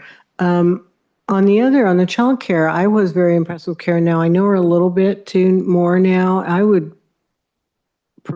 like to see her as the first. I think also Steven Zollman, he's been on the commission, but he's done a lot of good work on that. So those would be kind of my choices. Karen 1, Steven 2, and Samantha 3. Yeah, I agree. This Mr. Hagley would be an excellent choice, and Potter, Tanya for the two smaller cities, and we're in the flight path. I mean, we really are affected by this. And on the child seat, I think Stephen has really put a lot of dedication into child care. I mean, from the beginning of the ballot measures, he is just a raging advocate for children's services. So I would put him number one, and Karen Now is number 2. Yeah. Or Vice Mayor, can you tell me what you mean about the ballot measure, what you're referring to? Trying to remember the one that was on last year, the year before ballot with the child care. Measure A. Our Kids, Our Future measure. Our Kids, Our Future. Stephen Zollman was he withdrew his support of that measure and Right. was one of the few council members across the entire county who didn't support it. Yeah, and the reason for him not supporting it was because of some of the ways it was going to be administered. So I was in the room when he explained it. It was a very good explanation to me, and I feel comfortable with recommending him, because it wasn't that he didn't agree with the funds, it was how it was going to be distributed and who was going to be overlooking it. And he was particularly concerned that women of color who mainly do childcare would have a seat at the table and a strong voice. And he did not feel that was being expressed well enough in the way that it was being structured. So that was why he withdrew his support from that. Okay. Member Hagley. Who do you like? Yeah, part of the reason I put my name in is, I've served on a number of boards, and I come in with, and it's not necessarily just representing Healdsburg, it's the feedback for the general area as well, and representing the mayors and council members. Yeah, I think, Mark, I think from Santa Rosa, great choice. Tanya, Windsor definitely has way more impact than Healdsburg does in terms of just anytime I'm down there, friend's house, you got planes flying right over. So there's a lot of feedback there. So I agree with the council recommendations on that, that I think you got the dealer's choice there at the meeting. And then for the Child Care Planning Council, I was really impressed with Karen's. I don't think I really know her too well, but I was impressed with her letter. Samantha, she's great. I like Samantha, known her for a while, and I think she's very passionate, does a great job. So those would be my top two. Interesting. So in the first group, I think is pretty cut and dry. And Mark would really serve this commission really well. He's a fantastic leader, and I would like to give the nod to Potter for the same reasons that were given here. Still super questionable about Hagley, but actually, David, you're really well suited to this, and I appreciate your putting your hand up for this position, and wish you luck, and be happy to support you and advocate for you for that. So that one's pretty cut and dry. We have kind of a shuffled result, and so I'd like to discuss the Child Care Planning Council selections. Personally, number one for me is Rodriguez, and I'm pretty torn between the other two, and I think I would give the nod to Zolman, right? And, but I could be swayed. So I don't know if I'd just like to bring it back to the group and just see where we're at there. It sounded probably like more folks who again had now in their top two. Would you raise your hand? Okay, so that's a done deal. Okay, so fine. So and I believe Rodriguez is number one, or was she? Maybe she's number two. I mean, for me, she was my first choice, but and your first choice, right? That's key. Either one of those two is good for me. Okay. Either one of which two? Karen or Samantha. Okay. All right. So do we have a number? I mean, you're going to have to pick one to nominate at the meeting, right? And yeah. And is that going to be Samantha? Is that yes. where we're at? Okay. Just want to confirm. Okay. That. So Samantha, Karen, and Stephen will be third. Okay. I think we're good there. Any questions? So I would like to make a motion that our recommendations are, I believe, the order of the first slide, which is David Hagley, Tanya Potter, and Mark Stapp. And then the Samantha Rodriguez, Karen Now, and Stephen Zolman in that order for the second one. Second. Okay, roll call, please. Councilmember Hagley. Yes. Councilmember Kelly. Yes. Councilmember Mitchell. Yes. Vice Mayor Edwards. Yes. Mayor Harrod. Yes. Okay, thank you. All right, moving on to council reports on matters of interest. Who would like to go first on this one? Councilmember Mitchell. I don't have anything to report. Easy. Okay. Who's next? Vice Mayor Edwards. Yeah, I attended the repair fair, which was an incredibly good, successful. I think the number one item that was brought in was a KitchenAid stand mixer. And they repaired 3 of those and saved those from the dumps. And they'd been making cookies for families for many years. There are some upcoming repair fairs. The next one is going to be in Petaluma on the 7th, Cloverdale on March 7th, and Windsor on April 19th. I also went with our mayor, Healdsburg Community Arts Education Forum at the 222 last Sunday, which was really a nice event, a good turnout. It was really nice to see our youth commissioner really step up and shine on that commission, just doing an incredible job. Feels good that we supported somebody who just really is jumping in there, and like she's been on it for a year. So those are the 2 events I went to. David. I attended NCPA's Strategic Issues Conference in Sacramento. Drove up after our last meeting. I got there pretty late. Very valuable meeting. And then I also on Friday DJ'd the FFA Polenta feed at the Alexander Valley Hall for the Healdsburg High School. And it was my first DJ set that was all country music. It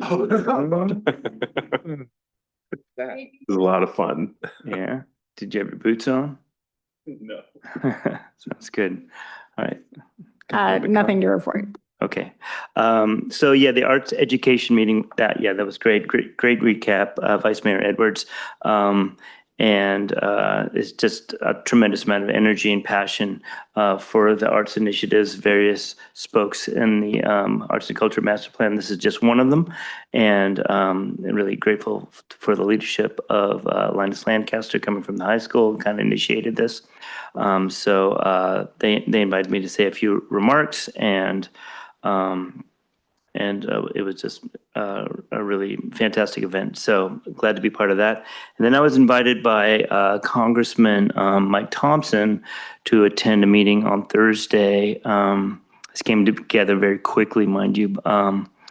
And it was Sonoma County mayors, and we had 8 of the 9, and